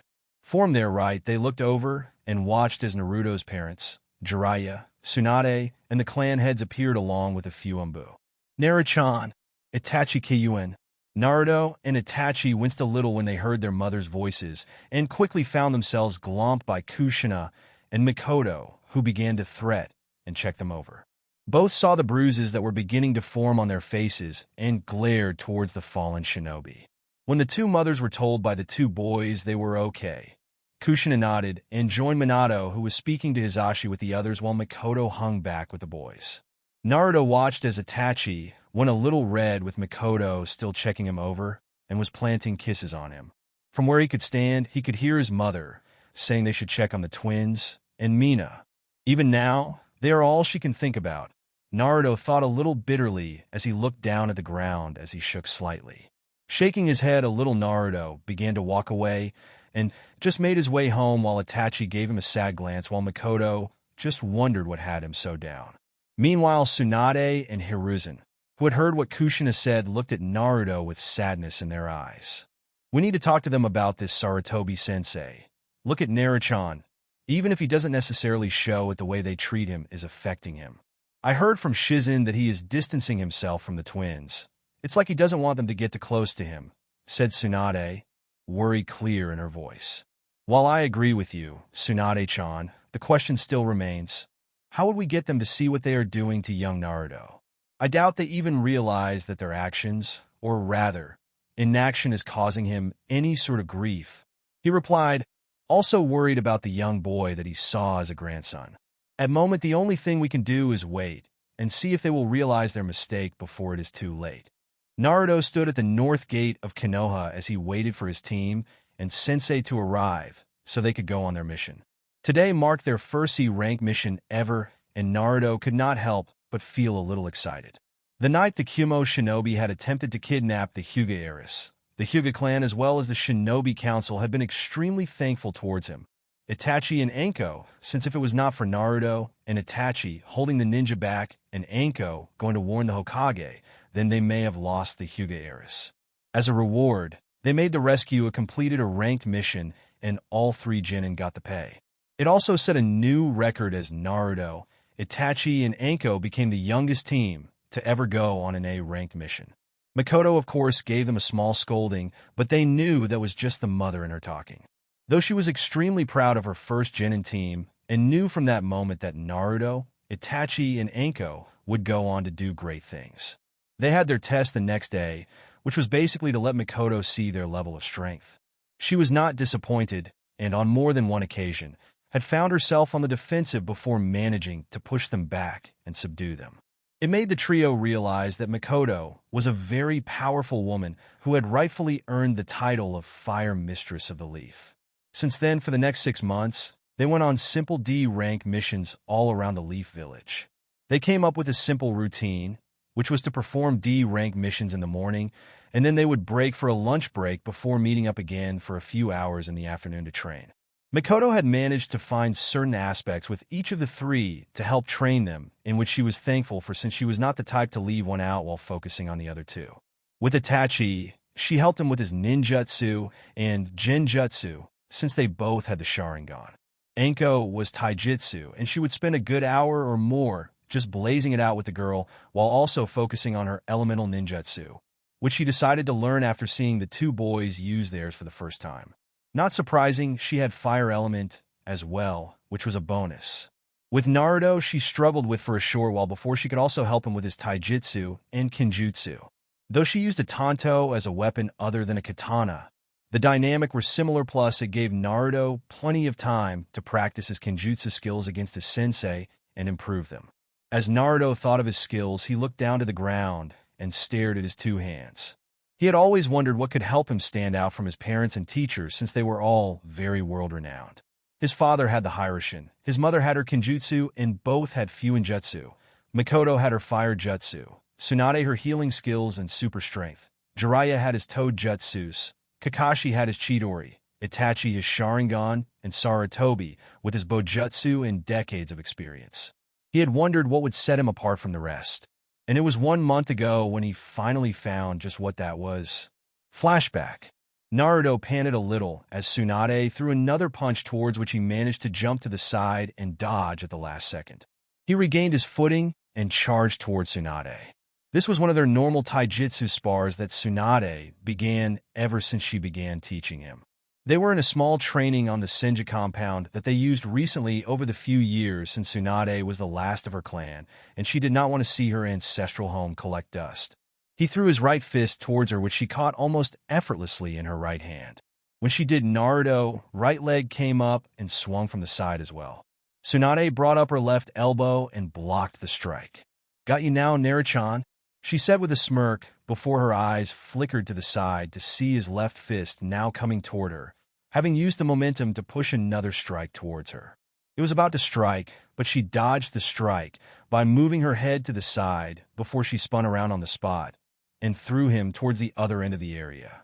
Naruto managed to land on his feet, but due to the speed he was going at, he fell into his behind and hit a tree.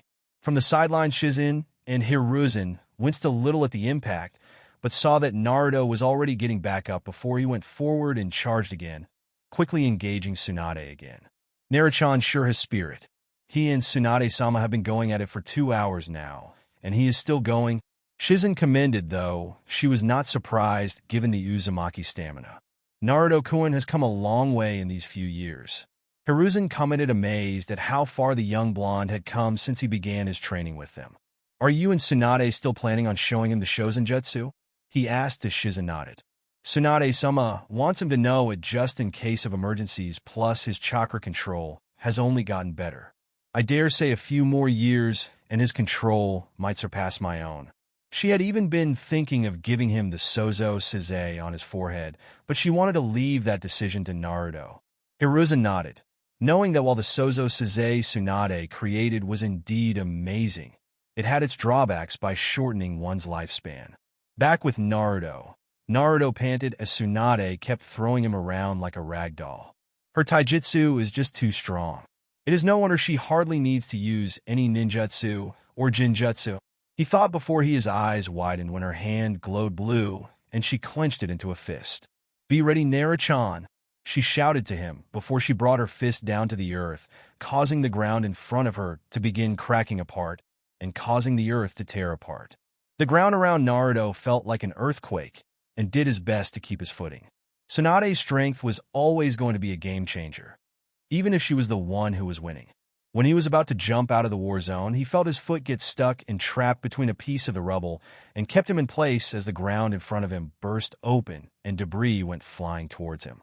Tsunade, Hiruzen, and Shizen saw his foot had gotten stuck and were about to dash over to help him when they stopped and watched Naruto perform a feat Hiruzen and Tsunade never thought they would ever see again. Not knowing what to do, Naruto unconsciously channeled chakra into his hands and grasped his palms together. Just as the rubble was about to hit, pillars of wood suddenly shot out of the ground and formed a protective dome around him, which stopped the debris in its tracks. As the shaking stopped, complete silence was heard as Naruto looked at the wooden dome in front of him with eyes widened so much they looked like they would fall out.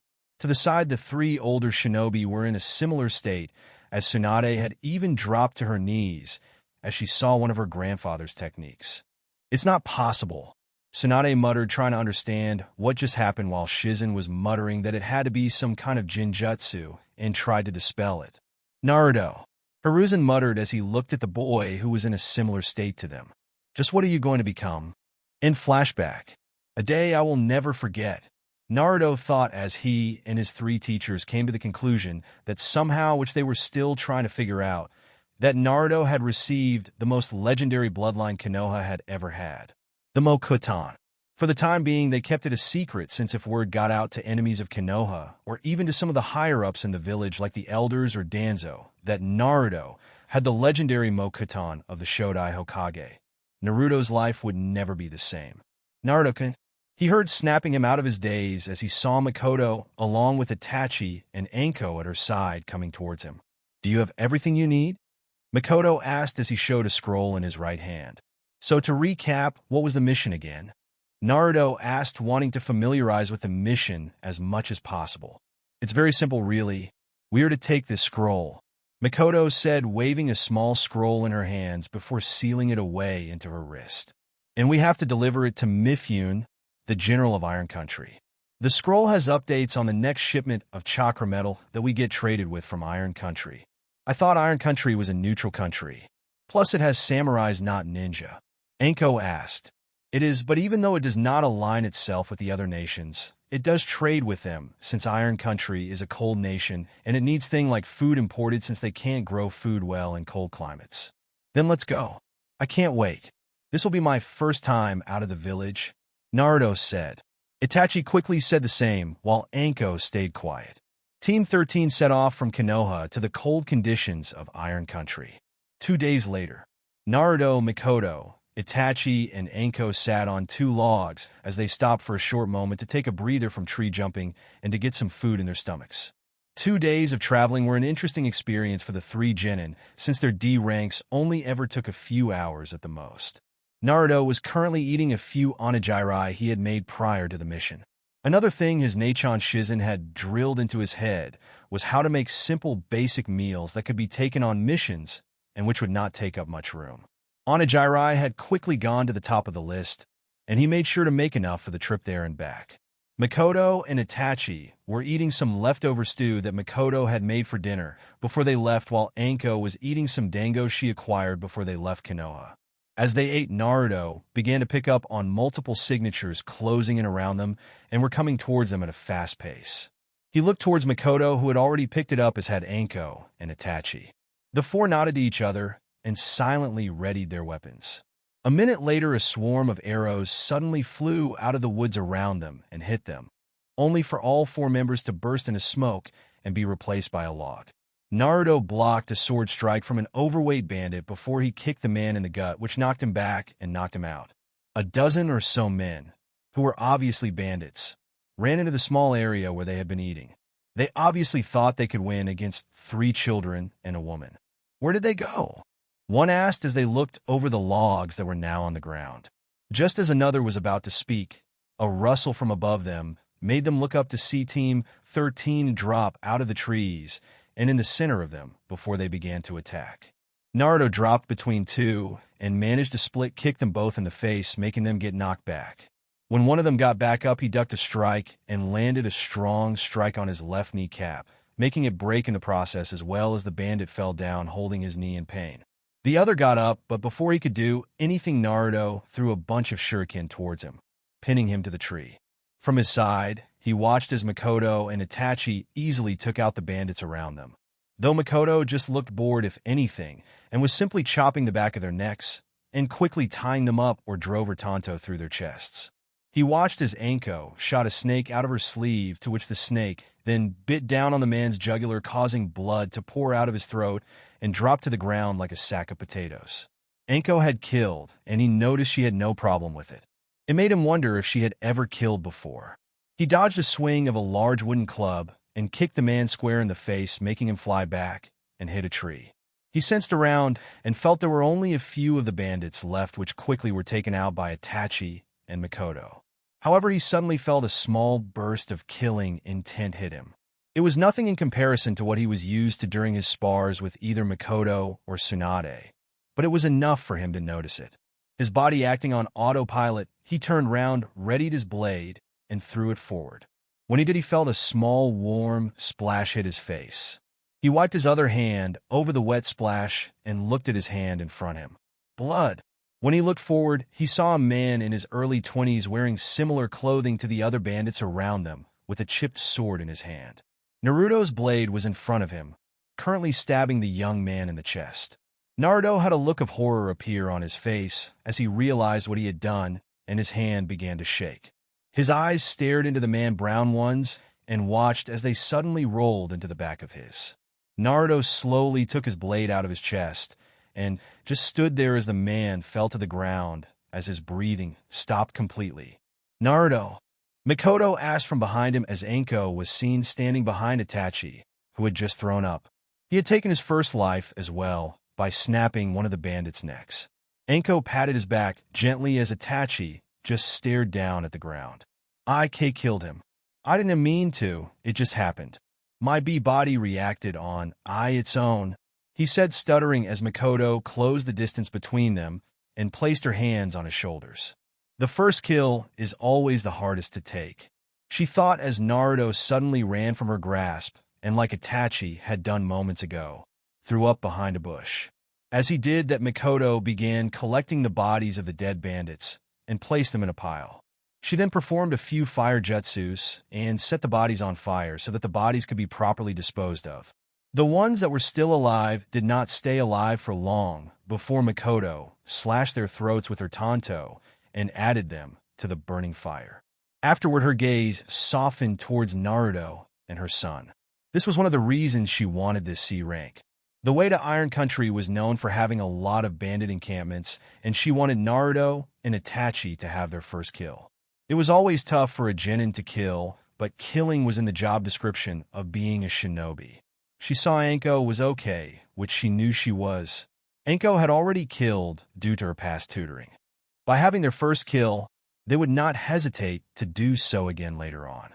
Though she was 13 when she had her first kill, and the memory of the man she killed still appeared in her head from time to time, but Naruto and Itachi were strong, a lot stronger than others their age, and she knew deep down that they could take it, handle it, and rise above it. "Come on," she said, patting Naruto and Itachi's shoulders and rubbing them gently. "Let's get moving. We should cover as much ground as we can while we still have light," she said, making the three genin nod. Naruto and Itachi were a little slower than normal, but that's because their first kills were on their minds and would be for a few more days. 2 days later, the scroll we were sent to deliver, Mifune-sama, Mikoto said as she, Naruto, Itachi, and Anko stood in a large office that had numerous blades and samurai armors decorating around it. On one of the walls was 3 picture frames hanging up showing 3 men all dressed in samurai armor and all looking very powerful and intimidating. "Thank you, Uchiha-san," a man said from behind the desk as he took the scroll politely from her and began to read the contents of it. Mifune was an elderly man, so to speak, perhaps in his late 40s, early 50s. He had long purplish hair that showed signs of graying along with bandages that wrapped around the top of his head along with a small mustache. He wore a simple navy blue kimono with black sandals. Strapped to his side, Naruto saw a katana with a black handle strapped to his side. Beside him were 2 samurai wearing the traditional Iron Country armor along with the helmets, which Naruto had to admit looked a little strange. After a few minutes of reading, with an expressionless look on his face, Mifune nodded and gave them a small smile. "The terms in this scroll are agreeable. Allow me a few minutes to write up a reply scroll," he said as he brought out a blank scroll and some ink. He began to write as the team stood there silently as they waited. After he finished, he handed the new scroll back to Mikoto, who bowed and thanked him. They were about to leave, but Mifune stopped them. "If I were you, Uchiha-san, I would stay in town for a day or 2. There is a strong blizzard that will be coming through the area tonight. Anyone who gets caught in it will most likely freeze to death," he said. "I see. Thank you for the information and looking out for my team," Mikoto said, bowing to him again to show her thanks. As Naruto, Itachi, and Anko began to leave the room, Mifune used a few hand signals to send a silent message to Mikoto. The 2 boys had looked so emotionless, and both had a tired and worn-out look on their faces. "What is wrong with the 2 boys?" Mikoto sighed a little sadly and made a few hand signs in return. "First kill." Mifune immediately had a look of understanding cross his face, since it did explain everything. He nodded to her as they left and sat back in his chair while putting his sword in his lap. He noticed Naruto's blade in his right hand, couldn't help but feel intrigued. He knew that not many from the Leaf practiced in Kenjutsu, and it made him a little curious at how he was progressing. Early next morning, Naruto lay on his bed as just stared up at the ceiling spread all over his futon with the image of the man he killed still on his mind. Every time he tried to fall asleep, he would see that man standing in front of him. I wonder if this happens to others who kill for the first time? He thought as he looked out the window to see it was still dark outside, though the morning sun was slowly pushing its way through. He looked over to see Itachi was asleep, having spoken with Mikoto for a few hours about it the night before, and he looked a lot better than he did. Mikoto did the same for Naruto. However, even with her words, it would not leave his mind. Realizing he would not be getting any more sleep for the time being, he got out of his futon and put his clothes on. He carried Shusui in his right hand and made his way out of his room, which Mifune had kindly given them during their stay in Iron Country and not get caught in the blizzard during the night. Making his way through the hallways, as well as looking at some painting and decorative samurai armors that were presented on display, Naruto eventually stopped at one of the indoor training rooms that they were told they could use. Since the environment of Iron Country was not the best to train in, the samurai had multiple giant rooms made for the sole purpose of training. In the room Naruto went in, there were training dummies made of both wood and stone, a large circle about 10 meters wide for small-time spars to take part in, as well as racks for weapons of various kinds. He went over towards one of the wooden training dummies and unsheathed Shusui and began to train with his sword. The blade didn't feel very heavy to Naruto anymore, since he had carried it around for nearly 6 months and had both grown accustomed to it as well as got physically stronger. For about 30 minutes, Naruto danced around the wooden dummy, slashing and stabbing at the straw dummy, though since he had no specific sword style, he was just sort of going with the strikes. From behind him, a pair of eyes rested on him as they watched him attack the straw dummy. Where Naruto was, he could feel someone watching him, but did not let on that he knew. They did not feel like a threat, but more like they were curious, as if they wanted to see what he would do next. A few moments later, the figure that was watching Naruto dashed forward at great speed with a katana in their hand and swung towards Naruto. Naruto, feeling them suddenly appear behind him, turned around as quick as he could and blocked the strike with Shusui. Turning around, he was surprised to see Mifune standing there in front of him, examining both Naruto and Naruto's sword. "Lord Mifune," Naruto said in surprise, as he quickly sheathed his sword and gave the general of Iron Country a bow. "My apologies for engaging you," Naruto said, but quickly saw that Mifune was waving it off. "I engaged you, young Namikaze. It is I who should apologize. I wanted to see how well you acted with a blade since I saw you carrying it the other day. I must admit your reaction time with it is quite impressive." "Thank you, Lord Mifune," Naruto said, a little taken back that one of the best sword users in the world was complimenting him. "Though by your footwork and the way you hold the blade, you do not have a style for it?" he asked as Naruto shook his head. "Does your mother Kushina Uzumaki not teach you? She is an expert in Kenjutsu last I checked." Since he found it odd that a boy with a mother as well versed with a blade as Kushina was, did not have a sword style already. Mifune watched as Naruto shifted a little, as well as saw this small look of bitterness cross his face. "My mother is a busy woman. She does not have the time to teach me and continue her other duties in the village," he said, looking away. "I see," Mifune said before his face softened a bit. "May I?" he asked, wanting to take a look at Shusui. Naruto was a little hesitant since his sword was becoming one of the most precious items he had, but allowed it. Mifune took it and immediately noticed that it was heavier than other blades. He also noticed how different looking it was since the metal was black with a red wave-like pattern going down the middle of the blade, ending at the tip, but admired its unique beauty. This is a strong blade. A blade meant for a lot of power and physical strength. To be able to hold a blade that is as heavy as it is at your age is impressive, though you would need a style to fit this, he said as Naruto nodded. "Come," Mifune said as he gave Naruto Shusui back and headed towards one of the sparring circles. They stood in the circle, and Mifune drew his blade out of its sheath as Naruto did the same. "Come at me with the intent to kill Naruto-san. Otherwise, don't attack at all," Naruto bit his lip a little, but nodded. Taking a deep breath, he gripped the handle of Shusui in a tight grip, though not too tight, and went forward towards Mifune. He swung at Mifune, who easily blocked the strike with his blade and first acted on the defensive, letting Naruto get a few strikes in.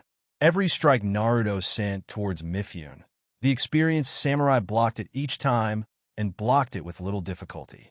"You must try much harder than that," Mifune said to Naruto as he spun, catching Naruto off balance and knocked Naruto in the chest with the back on his sword and making him stumble back. Shaking his head, Naruto went forward again, this time striking at a fast speed and trying to catch Mifune off guard. Mifune, though, once again blocked with ease and dodged the strikes. Naruto swung Shusui a little higher than before and brought it down at a greater speed and with a bit more power behind it. Mifune locked his blade with Naruto's, making a loud clang sound out through the training area. Naruto tried to push back, but Mifune's strength was greater, and Mifune pushed him back before pushing him off a little bit, and like earlier knocked Naruto back with the back of his sword. Naruto breathed in and out a little heavily, getting a little frustrated that he could not land a single strike on Mifune. He charged forward for a third time, but this time Mifune locked his sword with Naruto, spun it around in Naruto's hand before disarming Naruto with a swift chop to the back of his hand, making him drop Shusui. "No!" Naruto thought as he watched Mifune swung his sword towards him, obviously putting Naruto on the post and wanting him to think of his own way to get his sword back. As the strike was about to hit him, Naruto took a leap of faith. "Please let this work," he thought as he waited for the strike to hit before he felt the air shift a little. Raising his hands up, he threw his hands in front of him and caught the blade in his palms. Mifune, for one, was a little taken back by the sudden move. The strike may not have been very strong since he was holding back a lot, but still to catch the blade in two palms like that had impressed Mifune. "Not bad," he thought as he slid the blade out of Naruto's palms. He swung again towards Naruto, but this time Naruto used his stature to his use, ducked, and rolled towards his blade. Picking the Shusui up, he brought it up and deflected another strike. "Not bad. Now you are thinking like a swordsman. However, you should never drop your sword in battle as your opponent may use it against you," Mifune said, and leading to example, pushed Naruto away again, but this time knocking Shusui out of his just enough to make it fly in the air. Mifune reached and grabbed it before holding the two blades against Naruto's neck in a scissor-like form. Naruto, meanwhile, was a little awestruck at how quickly that just happened, reaffirming how strong Mifune was. Mifune examined the boy. He has talent, that's for sure. If he works hard enough and find the right style, then he will be a force to be reckoned with. Mifune gave the sword back to Naruto, who accepted it before taking a few steps back. He sheathed his sword, but kept his hand on the handle. "Again," he said, making Naruto look at him for a few seconds before smiling internally and charging forward as the two sparred for the next few hours. Mifune fully believing that Naruto was going to be a force to be reckoned with as he got older. One day later, Naruto packed his belongings and put them away into a storage seal as he and his team prepared to set off back for the Leaf Village.